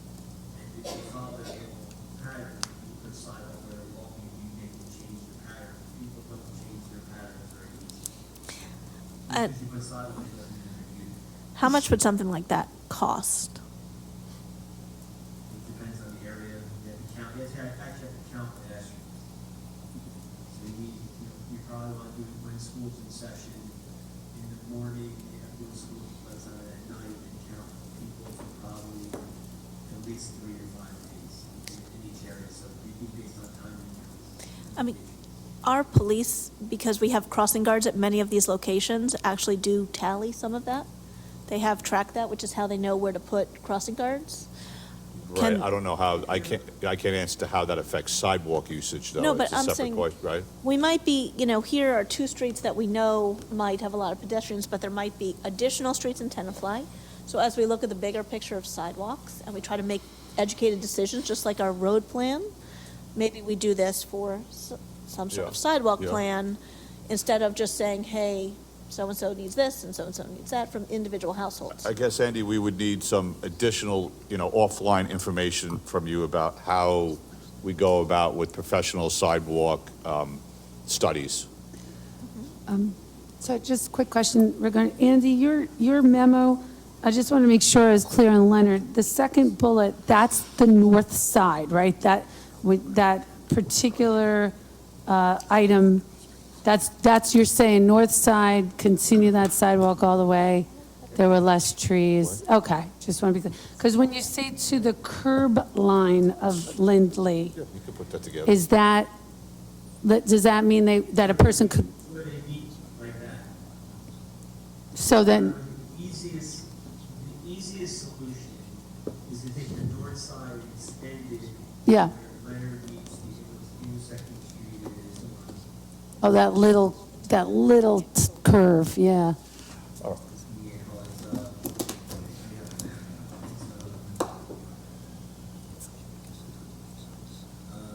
Well, I guess if Leonard meets Leonard. Leonard meets Leonard, yeah. Leonard meets Lindley. Leonard to Lindley. Let's get out of this, on this side of the school. And then allow the safe crossing across the street. That Got would it. be the easiest method. Okay, Andy, so Okay. there's two takeaways from this discussion. We need some sort of site plans for these locations so the council can see the exact details, and then data, or I guess the process of how we measure the data of who's walking where, and what that sort of study would look like, that we can then present to the council. Right, with associated estimated costs for what those studies would cost. Okay. Thank you. All right, Thank you, I Andy. think that's all for Andy tonight. Andy, thank you for being here and staying on while we Thank went you. through this process. That's Thank good. you. No, that's okay. It's all right. Thank All right, you. thanks. See you soon. Thank you. Thank you. Thank you, Andy. Okay. All right, next item to be considered is the meeting agenda format.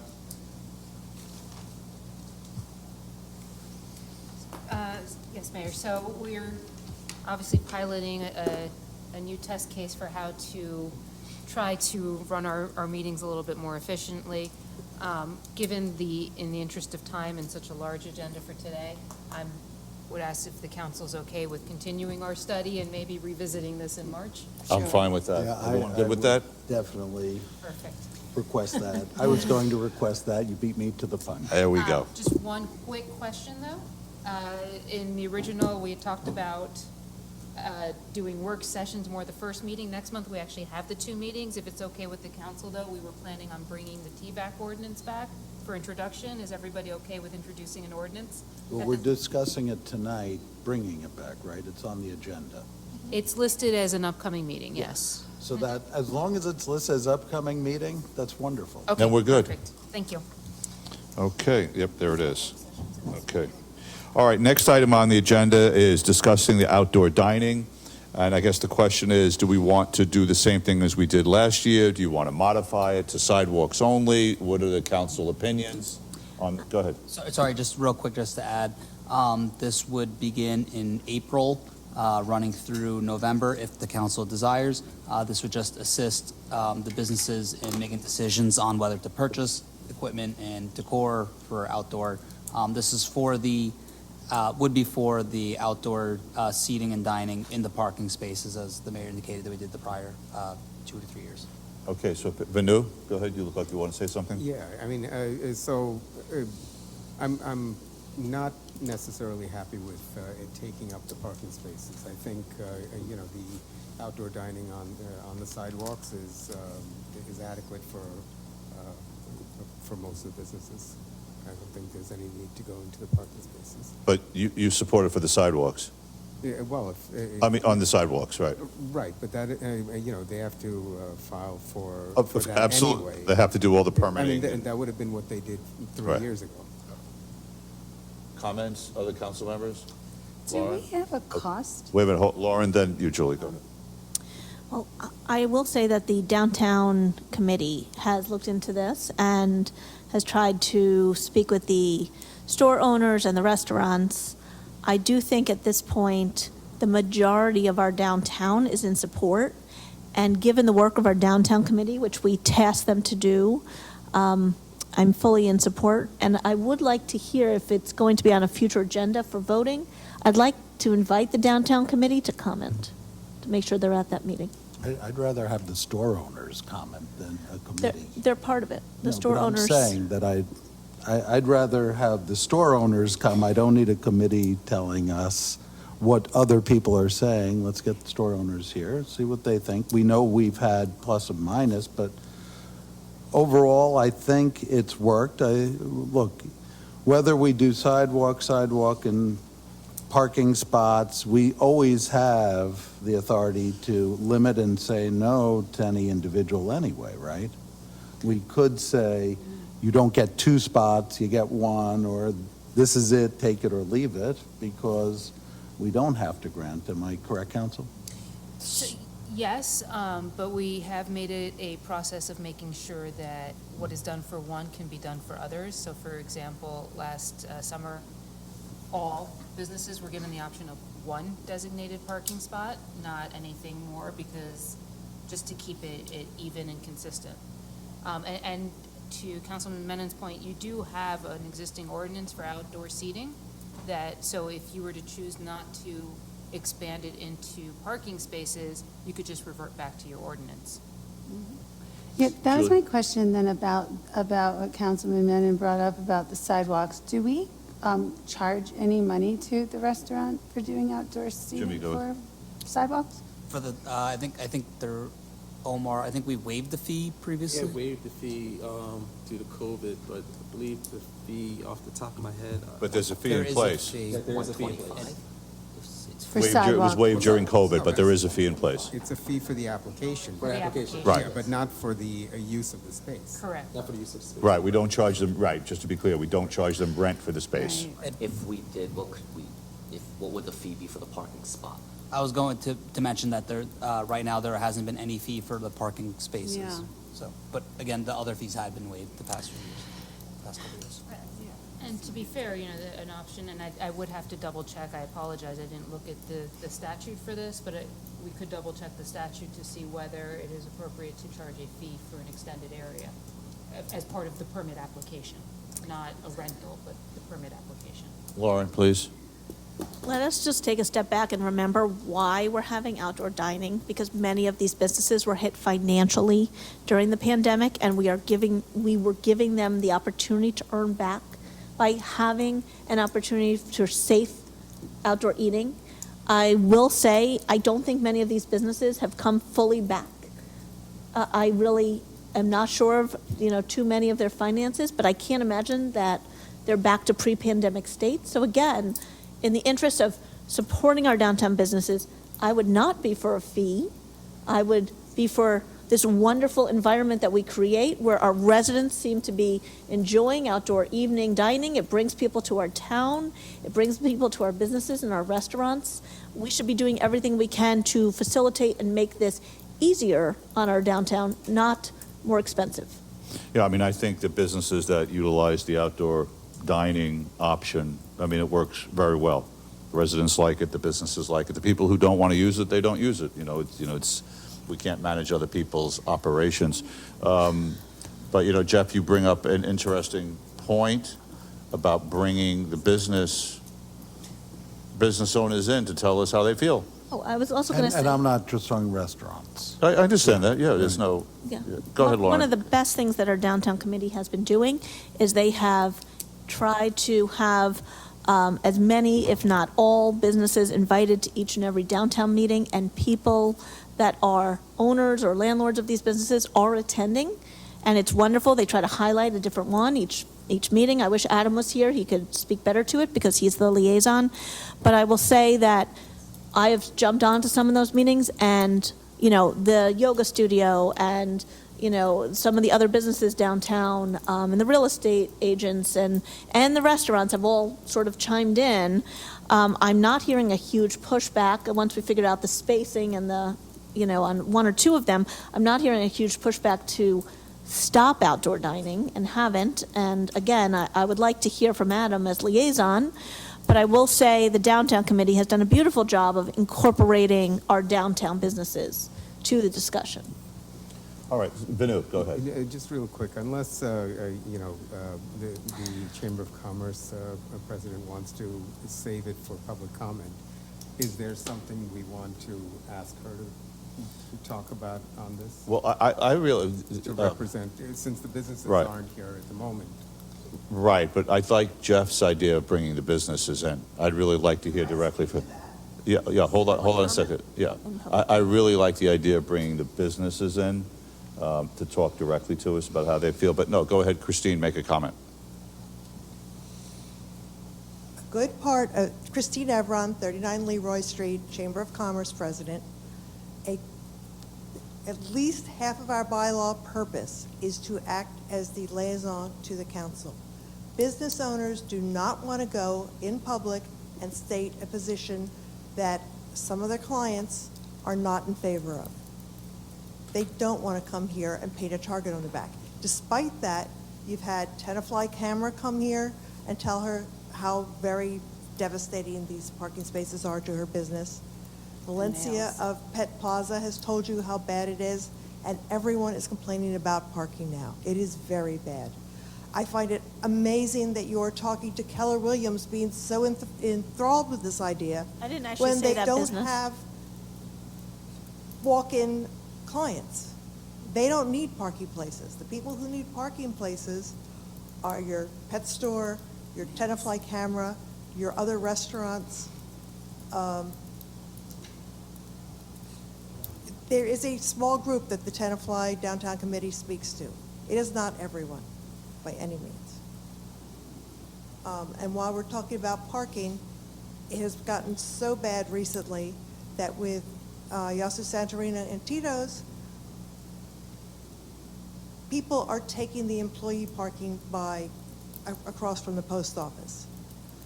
There is just a tremendous shortage of parking on Washington Street. We need to, let's stay on topic here, okay? But thank you, Christine. So. What's the Jeff, time frame?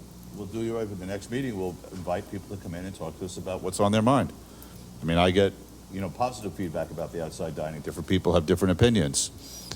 I like eating outside. All right, so Omar, let's put that on the agenda, and we'll we'll work to communicate with the businesses to invite them down. Okay? All right. Next on the agenda is the waste hauling. Jimmy, you want to talk to us about this, or? So I could start us off, Mayor. Go ahead. We've included tonight the prior bid specs, I believe. So we just want to go through some of the kind of the analysis, some of the analysis that has been done so far, and just get a general sense of the council which direction they would like to go in. So one of the Yeah, one of the recommendations is this contract you see from January 2019 is how, not the contract, the bid. This is how we went out to bid with a multitude of options after careful discussions that the council did back then. And the idea is that we go out to bid with the ability to reject everything for whatever reasons we want to reject it, so that we have a sense of what it would cost us in 2024. And then we can take that data and measure it against our own work going on about what it would cost it to do it ourselves, okay? And then against the third data point we're collecting is the concept of some individualized pickups, okay? And this way we'll have all of our data points, and the council can make a decision that's in the best interest of all the residents. But I think going out to bid on this is probably what we want to start doing. Yes, Jeff. Being on that committee that's discussed this, I fully endorse this approach. It makes a lot of sense, gives us a lot of data we need. That's it. Comments from other council members? No? Okay, sounds like let's go ahead and do it. Just a brief question, Mayor. Go ahead. Just if the council would like, and my understanding is just to, if for the next meeting, bring an updated proposed bid spec to be Mean prepared for to be this? advertised. Mhm. Yes, in other words, it's current to 2023. Yeah, go ahead, Would be absolutely. prepared to. Yep. Yeah. Okay. So you'll distribute that to the council before the meeting, so Fair enough. that we don't want it being read the first Understand. time at the meeting when we're going to make a decision about going out. Okay. All right, great. Thank you. And now, next item, on the agenda, the AARP age-friendly designation. Jimmy? I put this one on. Oh, I'm sorry, Lauren. It's okay. Yeah. I just want to keep everybody in the loop. We are finally ready to apply for age-friendly designation for Tenafly. I just owe the mayor a letter for him to sign. Please, yes. And so I want to just thank my Senior Services Committee and Risa, who's our new Senior Services Coordinator, for all of the hard work for this grant. And really, this was just an update. We were hoping to attach it here, but it's still getting tweaked. So that's on me and the committee. But that's it. I just wanted everyone to be aware. Okay. Questions from anyone? All right. Thank you, Lauren. All right. The next on the agenda is downtown parking ordinance that has been back to the planning board for edits based on comments from the council members. Any council members have questions? Yes, I have lots of them. Do you want to do it now? I thought we were going to put that I to the th- next meeting. Right. So since we're not voting, it's okay to ask questions because it's the same thing. We're not voting on it tonight. So I actually do not think that the planning board took into consideration or adopted into consideration some of our concerns. Okay. The parking requirement for building is one of the only stopgaps that we have against overdevelopment of our downtown and our community. It is helping us regulate building and size. The ordinance allows for payment in lieu of parking. However, in the scenario where a building is built and they contract out for parking and they pay the borough for those spots, then they sell the building. The new owner has no obligation to demonstrate that parking is satisfied for its residents. What I had requested last time was an annual requirement where the building must demonstrate it has parking for its residents. What the borough and the municipality does not want to create is a situation in which, as you just heard our Chamber of Commerce, our residents that live in downtown housing are fighting for spaces with our commercial and downtown businesses. And so I would like this ordinance to do two things. One, not allow payment in lieu of parking for more than 50% of the building, which requires any new building to find some existing parking. For the other 50%, you need an initial cost, which we have laid out, to allow for the payment in lieu of parking, plus an ongoing requirement in the ordinance that they file either their contracted parking spots or their designated parking spots that they have privately negotiated for the other 50% with the borough so that there is no question parking for those residents is covered. Without this protection, the buildings can continue to change hands, change shape, change size, without then having to generate suitable parking. And the reason we have a downtown parking ordinance was to prevent that exact situation. So there's not huge amounts of residential in our downtown because there is a parking requirement attached. Each unit should have a parking space. Again, if the builders want to privately negotiate for that parking, that's private negotiation and that's fine, but it needs to be filed in some way with our borough so that we know, no matter who owns the building or what happens, that that parking is covered. So two things, not more than 50% allowable under the payment in lieu of parking, and two, an annual requirement, whether it be monetary with the filing or just filing, that's up for the council to discuss. Those are the two things that I do not see in the ordinance as written. Yes, Jeff. Actually, a quick question, just so I understand. Yeah. When you say the 50%, that's 50% apartments? Or Of 50% the of what? requirement that the building would have. Depends on the number of apartments and the size of the units. Right, exactly. Okay. So I'm not exactly sure. You would know this better. No, that's fine. I just, 3 quick comments for the council to think about. Okay.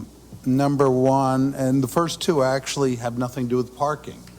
There were some subtle changes that were put into it that we need to think about as a council. And one of those changes is raising the height from 40 to 42 feet, which last time it was before the council, we were not in favor, but the planning board said they didn't want to change that. So it's come back to us at 42 feet. That's the maximum height in B1, right? Right. Yep. It's currently 40. Right. And then the second thing is an increase, and the argument is made, this is based on most of the buildings and what they cover, so it wouldn't have a big impact, but it changes it from 40% impervious coverage to 80%. That's also one of the changes in there. Can you explain that a little bit? Can you break that down? What do you mean? What's there to break down? Like, how are they seeing? Well, they're How are they saying that covering? most of the buildings down there, the footprint of the building covers most of the area anyway, not 100%. 40%. And so this is just making it realistic. I don't know, we need to, as a council, think about the fact that if we are putting it into the ordinance to change it officially, that some of the properties that don't cover that much now would be able to, and we're trying to deal with flooding issues, and at the same time, we would then be increasing impervious coverage potentials downtown. So it's a left-hand, A right-hand. good question there would be to get a better sense of the data of really rather 40 versus 80. In other words, what is really going on with the percentages? Right, and there are some Because it properties becomes a that moot do point. cover a lot of the Right. lot, and there's some that don't. All right, so the third thing gets to actually, Can I ask a question on that Of last one course. before you move that? So realistically, I understand maybe they're not at 40%, but is there anything in the ordinance, we've done this with other properties, that allow more impervious coverage or pervious coverage because they're adding green technology such as roof basins, catch basins, vegetation, gardening, anything that would offset that requirement? those don't offset a lot, but we're But not. they catch the water a little bit? We're, Yes. Yeah, so yeah, so what you have the storm, I Yeah, can that's speak to thinking this. right? stormwater, yeah. So in new construction or large additions over a certain square footage, I think it's over 500 square feet, whatever it is you have to put underground water retention tanks. But there's no, There's a culvert. pardon me? There's a culvert under a lot of this. Right, well, the buildings, to Jeff's point, are mostly covered. They're, some of those buildings are close to 100%. There is no green, right? Right.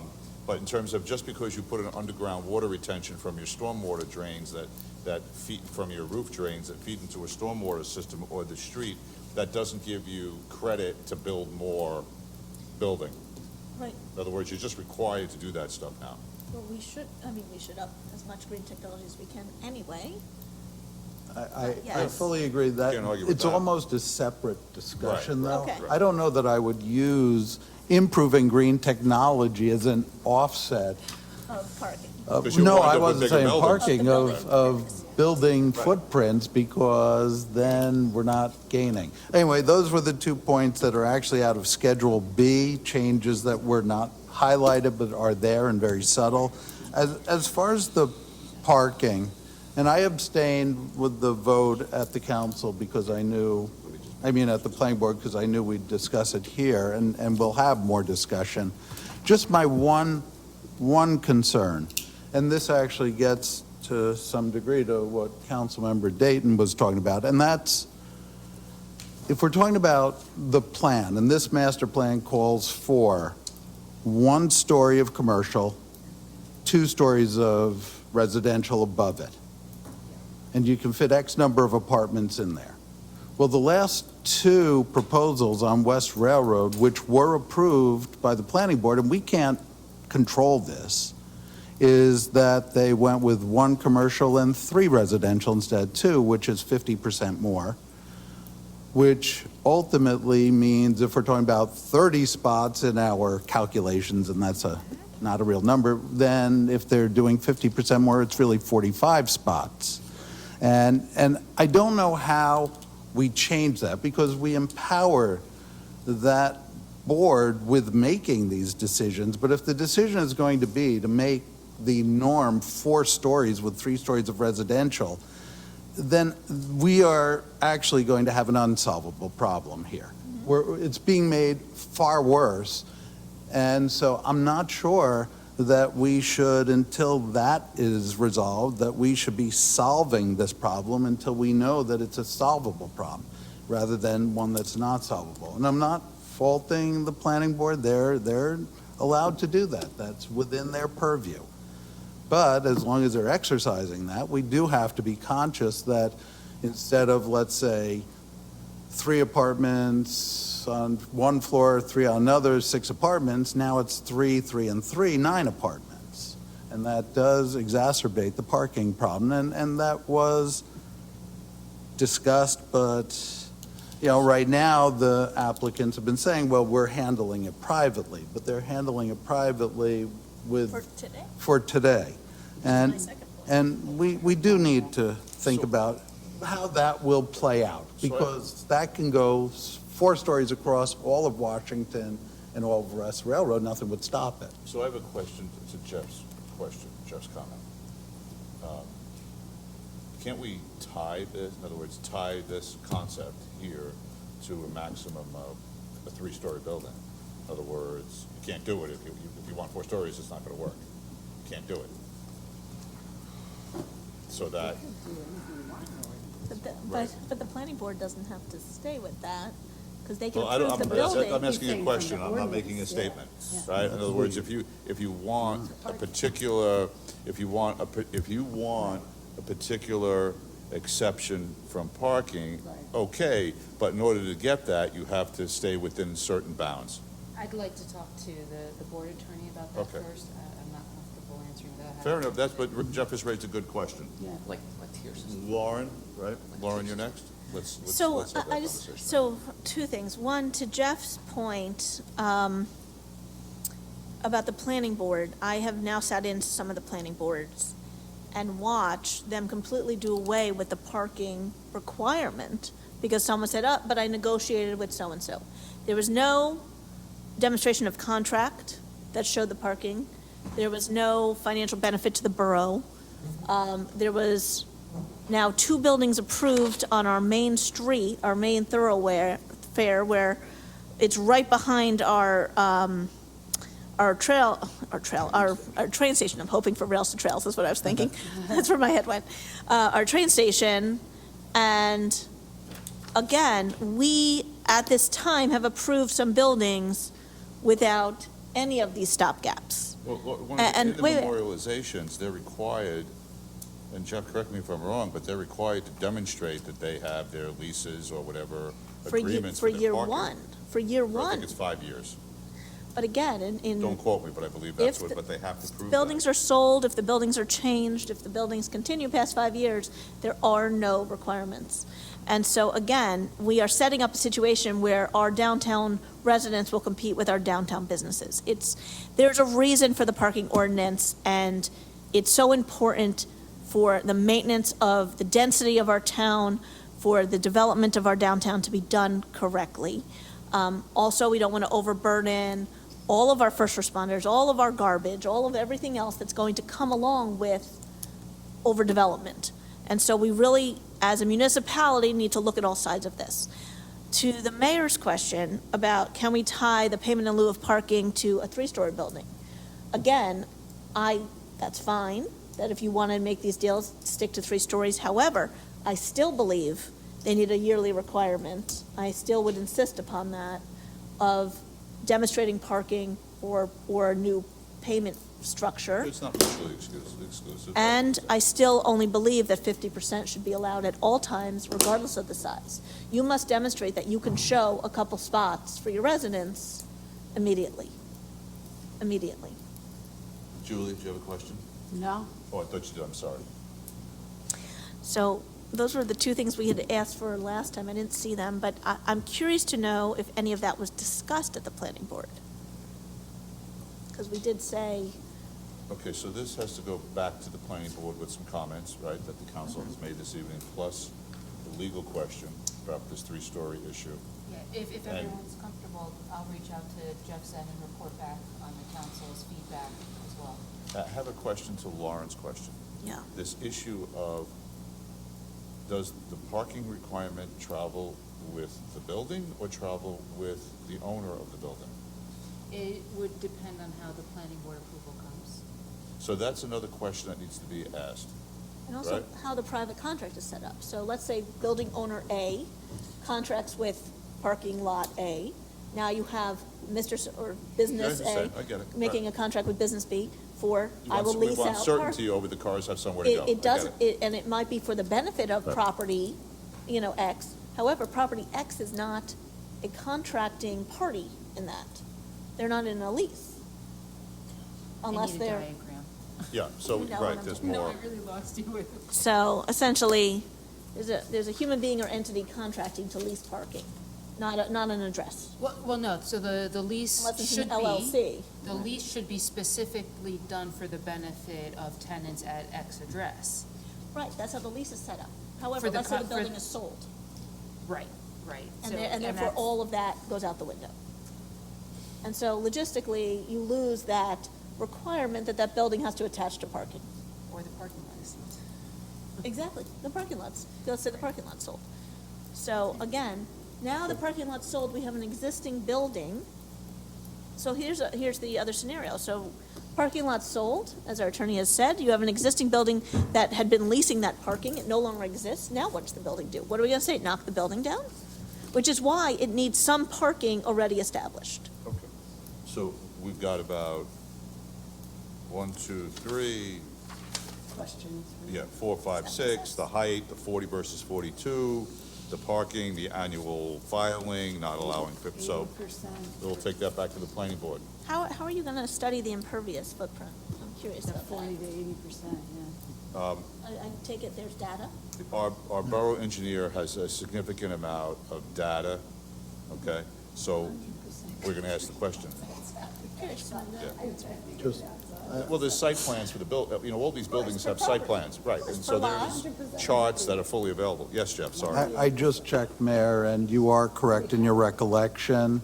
They, as a condition of approval, the resolution from the planning board said the applicant deliver leases for X number of parking spaces at a certain address that shall be made exclusively available for residents for a minimum term of 5 years. The leases shall be subject to the review and approval of the board attorney and the board engineer. But that's 5 years. Thank you. But again, one of those buildings that we approved contracted with one of the downtown parking lots, which possibly is under now interest to sell. Right, so that's a legal question we have to find out the answer to. Now we have a building in that. So. Let's say the owners change and they can't get the parking. You can't get a CO. What do we do? So it sits empty. Okay. Fantastic. Thank you, everyone, for the feedback. All right, the next item on the agenda, 2023 budget hearing schedule. Jimmy, Susan, would you mind coming up to the mic in case council members have questions? My calendar. Yeah, we're just proposed, Susan and I had worked through this, just proposed some dates for the anticipated budget hearing schedule. This typically, usually is adopted by resolution every year, just for noticing purposes. We do have it ready tonight if the council wishes to move on it, or it could be done at the next meeting, since the next meeting occurs before the first proposed budget meeting. And we did check the general holiday calendar, school calendar, and borough calendar, and there are no conflicts with any of these dates. And then if Susan, please, if you have anything to add. And we also reviewed the local finance notice to make sure that our dates comply with the finance notice that was put out. So you reviewed it, do they comply? Yes. Thank you. These dates are okay with me, but do we need to though have you don't have a councilman here? I did send it to Adam, but he was not able to comment. But like I said, it doesn't need to be adopted tonight. It could be considered and voted on at the next meeting. So the Whatever reverse council question wishes. is, does anyone have a significant problem with any of the dates? Okay, so far so good, confirmed with the other gentleman, then we go from there. Okay. All right, next item on the agenda is the administrator's report. Yeah, thank you, Mayor. Just a couple items that I would like to highlight that had occurred in between the writing of this memo. Today, the assessment of the salt shed at the Public Works was done. So that was just a physical assessment, so the written report will follow soon. Good, thank you for that.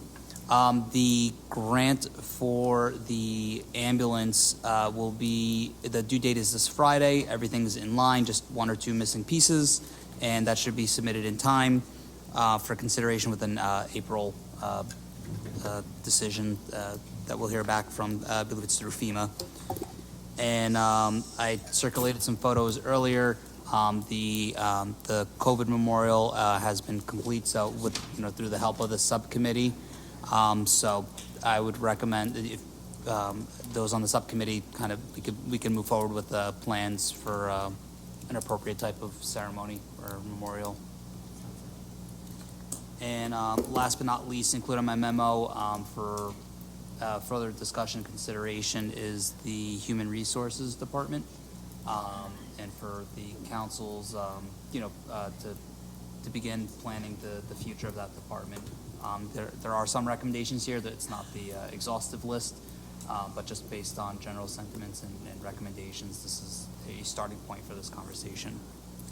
Jimmy, do me a favor. For Christine Evron, who's in this audience, please read your last part of your memo out loud. Oh, yes, the downtown light posts. We have received the paint for the light posts. Thank you. It will be done this. It will. I don't know the exact color, but it's a shade of green. And that will be done once it gets a little bit warmer, because it requires the temperature to be, I think, no lower than 65 and no rain for consecutive days. So but it is in possession. In-house.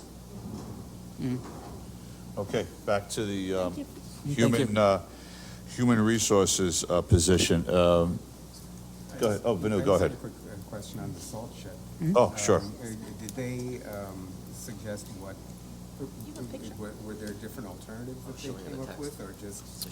That wasn't the main purpose of today. Today was more to assess the structural integrity, and then to yes, correct. Yeah, a full written report.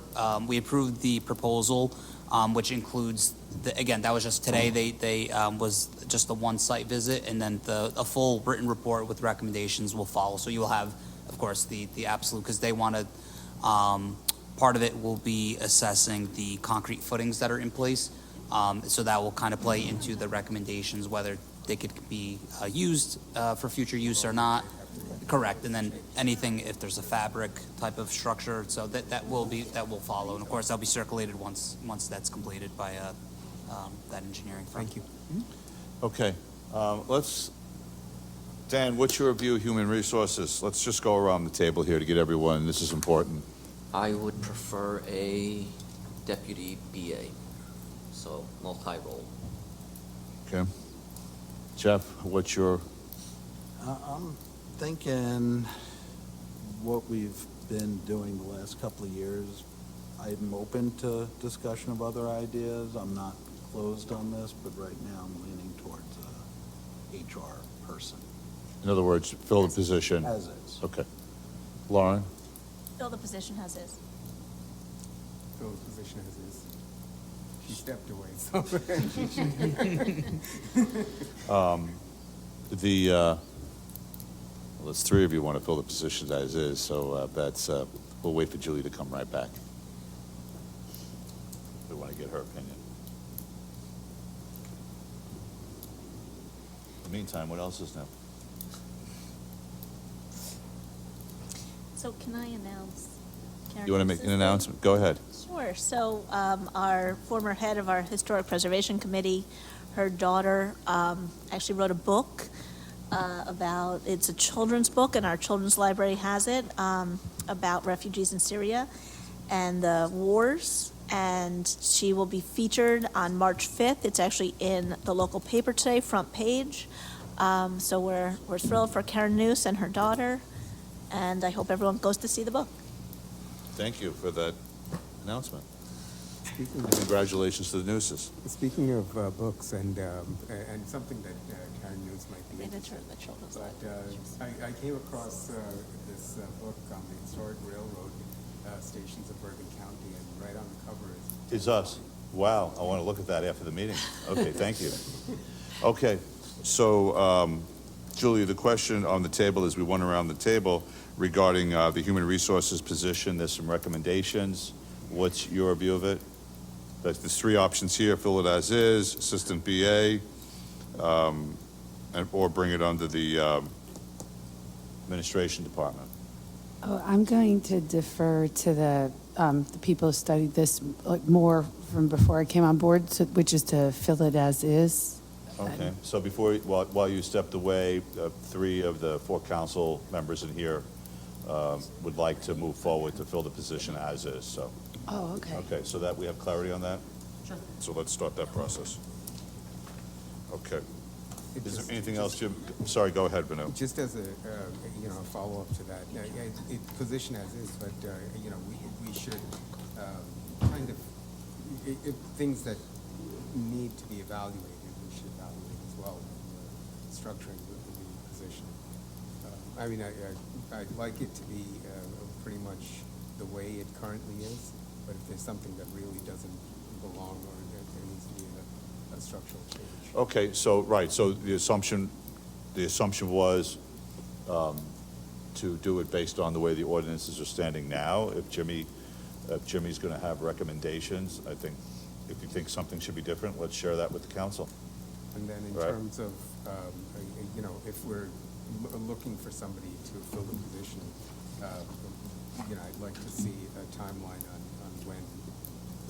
Schedule. Schedule on when. Okay. Yeah, all right. All right. Okay, you done with the administrator's report? Yes, thank you. Okay, it's public comment time. Audience members wishing to speak will have a 3-minute time limit to address the governing body on items on the committee of the whole agenda? No. Public meeting agenda. Large groups are asked to have a spokesperson represent them. Does anyone here like to speak publicly? Hi, Alita, how you doing? Fine, thank you. Alita Kratnoff, 27 West Clinton, Tenafly. Mayor Senate, member of the council, and borough officials. I came here with my usual concern paramount, the safety of the people who use the library. And I came to find out what the movement has been in that direction. And from being here, I'm learning that, yes, there is movement in that direction, which I hope will proceed, I will say, as efficiently, because not everything is quick, but as efficiently as possible, so that there will be nothing untoward happening in the library in the next however long it is. And so I walk away, how shall I say, optimistic. That things will, as I said, proceed well. And I thank you for all the work you do, not only with this, but with everything. Thank you very much. Thank you, Leah. Thank you for coming this evening.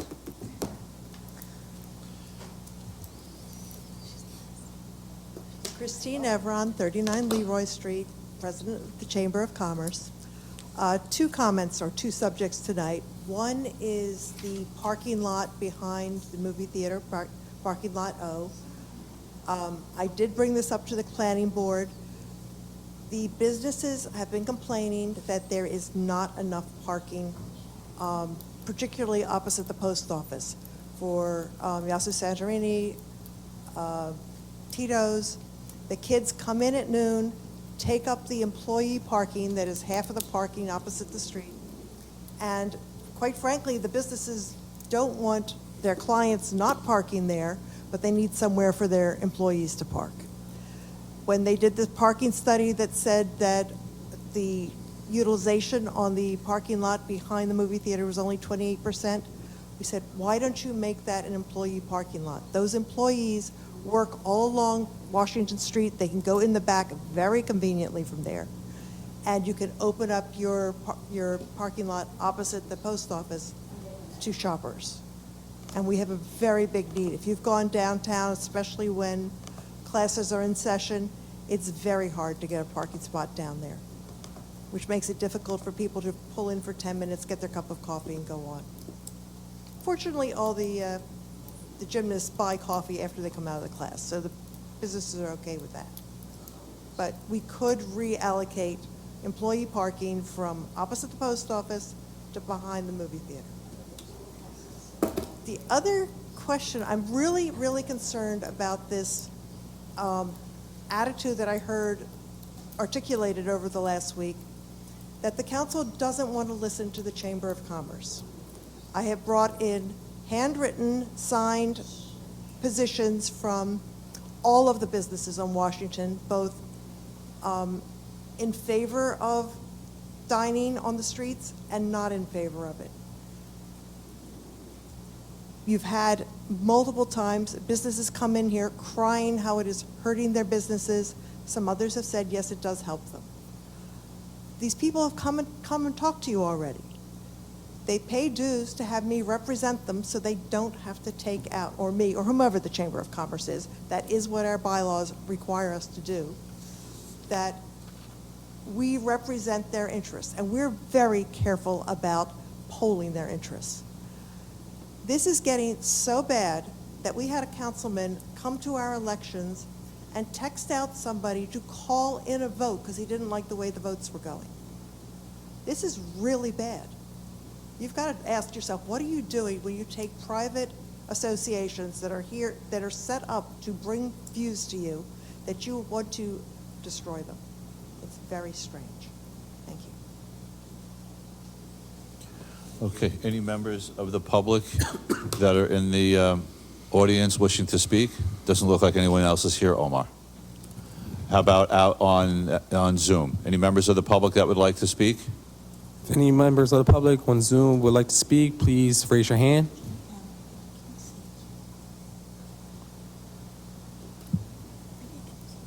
There's no hands raised, Mayor.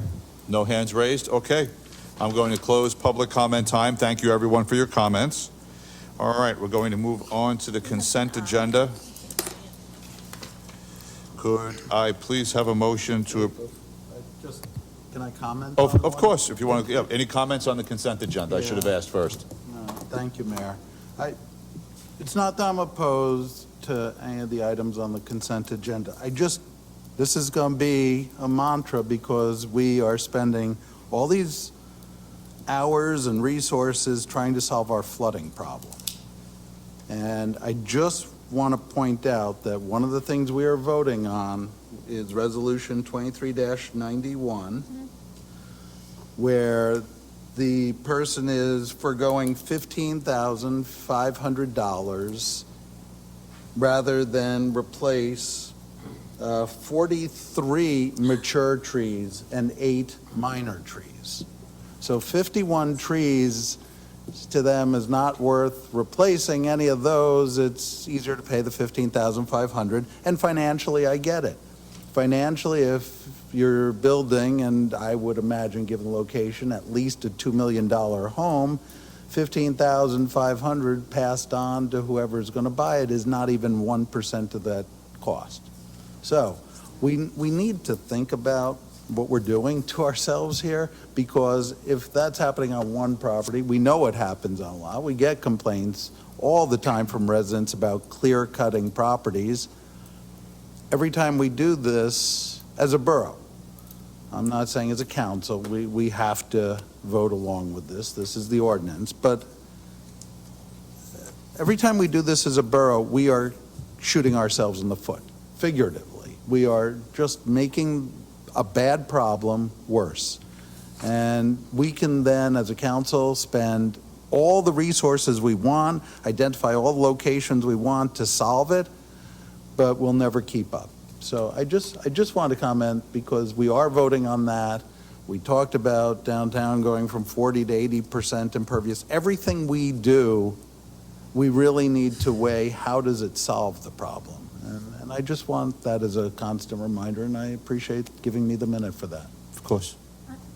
Yes, Lauren. Wendy, is there anything to do currently with this escrow? Do we have any options on approving that? No, right? I agree 100% with you, Jeff. I'm just asking. Yeah. So what happens if we turn it down? We're in violation of our own statute? You know, I'd have to go back and look, because this deposit was made just as you were adopting your updated ordinance. So we'd have to look back just to be able to double check on what was in place at the time. So, may I just? Go ahead, Vinu. We actually, from my knowledge of of when we voted on the second vote was on September 2nd. And so I think a number of these things are Prior. No, it's post. Post, yeah. So we actually are not even collecting the appropriate amount.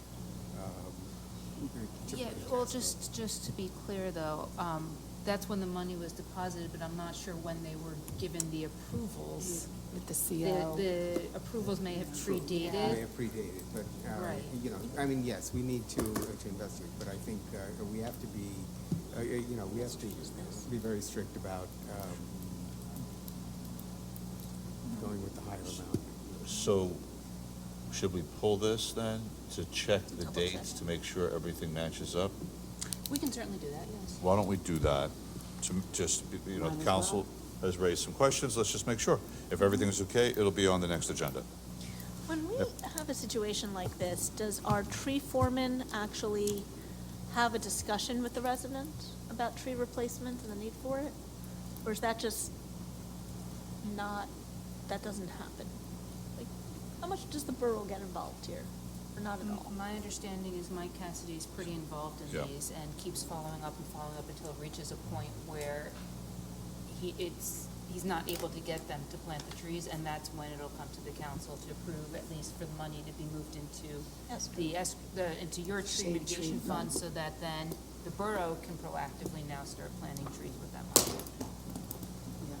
But, I mean, to Councilman Grossman's point, it doesn't help with flooding on a particular property if it gets planted somewhere else.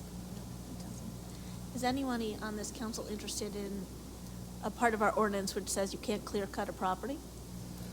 So that's illegal. I know that when Councilman, that's What'd you say? illegal. Yeah, When but- Councilman Menon and I were looking to strengthen the ordinance the last time, you're a bit hamstringed because, we have property owner rights, so you can't say, you know, you must keep the trees there, and that, so it's that push-pull of we strengthen the ordinance as much as we can by the amount of money we can penalize someone, but we can't go beyond a certain amount because it's, you know, the right of the property owner. It's just, it's very unfortunate. Julie, I'm sorry, remind me again, for a major tree, what is the cost? Do you know what offhand? $450 That's it? for a major tree. So, It was increased from, Right, and that was based on what the cost is for the borough to plant a major tree. actually, I think it's not, you know, we just Major tree would be a lot more than tried to that. do something that would increase it to something a little heftier. True, but it's still rationally related to the Yeah, costs of what Yes. buying and planting, as well as the administrative cost of having your personnel doing it. You know, while we're on the topic, I had a conversation with a landscaper, tree person, and we would just, he didn't have any skin in the game in terms of his property being affected. But it was an interesting conversation. We were talking about the diameter of trees. It was like a 2 versus a 3 inch or a 3 versus 4. And I remember at the time, I think when we changed the ordinance, we made it so that you had to put in a larger diameter tree. And it was an interesting discussion because the gentleman was telling me the problem with the longer a tree is alive, the more shocked it is when you move it, when you move it. So that in effect, a 3-inch tree, and I'm no expert on this, so I'm paraphrasing, but that a 3-inch tree roots faster, lives longer, and a better chance of survival than making people put 4-inch trees in. While it would seem like, well, let's put 4-inch trees, it'll, you know, it's bigger, it'll grow faster. It actually has the opposite effect on the tree, which is a little, and he had recommended at the time, and this is sparking my memory, that we potentially revisit the ordinance with professionals giving us advice about whether that's accurate, and if having the right size tree being replaced would give us a better result than people replanting trees. Your tree ordinance, actually, what it does is the larger the tree that's removed, the more trees you're requiring to be. So I'm just putting that out there as a discussion item. I'm not, So yes, and then Vanu. I hear what you're saying, but the point is that we want to keep the trees that are 100 years old, 80 years old, root systems that are keeping our flooding and absorbing our waters. We want those root systems to remain, and we can't seem to get through to homeowners or contractors or developers that these trees assist our environment and our stormwater and shouldn't be taken down in the first place. So I don't think a 450 amount, unfortunately, is any sort of deterrent when you're building a $2 or $3 million, or even a $500,000 house. They're just not enough of a financial deterrent. And so people are just, I'm watching them left and right, clear-cut trees. There's one on East Clinton, clear-cut tons of trees. Again, if it's a old growth tree that's a certain diameter, it may require up to 5 times the $450 deposit. Then nobody does it. Yes. Nobody does it. Vanu, go ahead. Put a contract And then we're gonna. No. Yeah, I think actually, Wendy, tell me if I'm wrong. I don't think it's, 5 times the 450. It's just they would have to plant for 5 trees. For every one. For that one. So the cost of the one, even if it's a 10-inch tree, is $450 if it's a major tree. Well, you have the number required for mitigation on the types of trees. And, a major tree starts at 12 inches, but if you get to a 24-inch tree, now the replacement is 4 of them. Right, but yeah, that's the replacement of the number of trees, Yes. not the what you collect.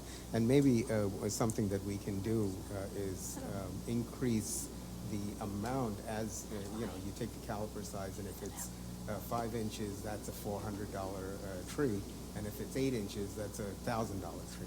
Okay, so I'm gonna recommend if the council wants to have a full discussion about trees, we need to add this to another agenda because. And that's fine. All right, so Jimmy, why don't you, next council meeting or the second meeting in March, to be considered revisions to the tree ordinance, and let's think about getting some professional to come here and talk to us a little bit so the council can ask questions.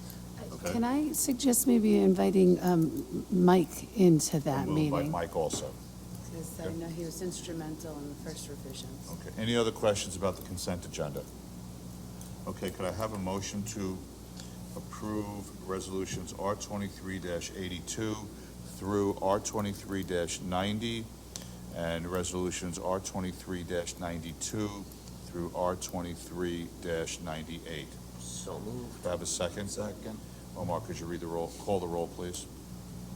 Councilmember Dayton? We pulled 91. Yes. Okay. Yes. Councilmember Grossman? Yes. Councilmember Menon? Yes. Councilmember Dr. O'Connor? Yes. Councilmember Park? Yes. Okay, thank you. On the following resolutions, we're pulling 57, 58, and 99. So does anyone have questions about R 2379 or R 23100? Were there any grants available for either of those? Not that we have seen, no.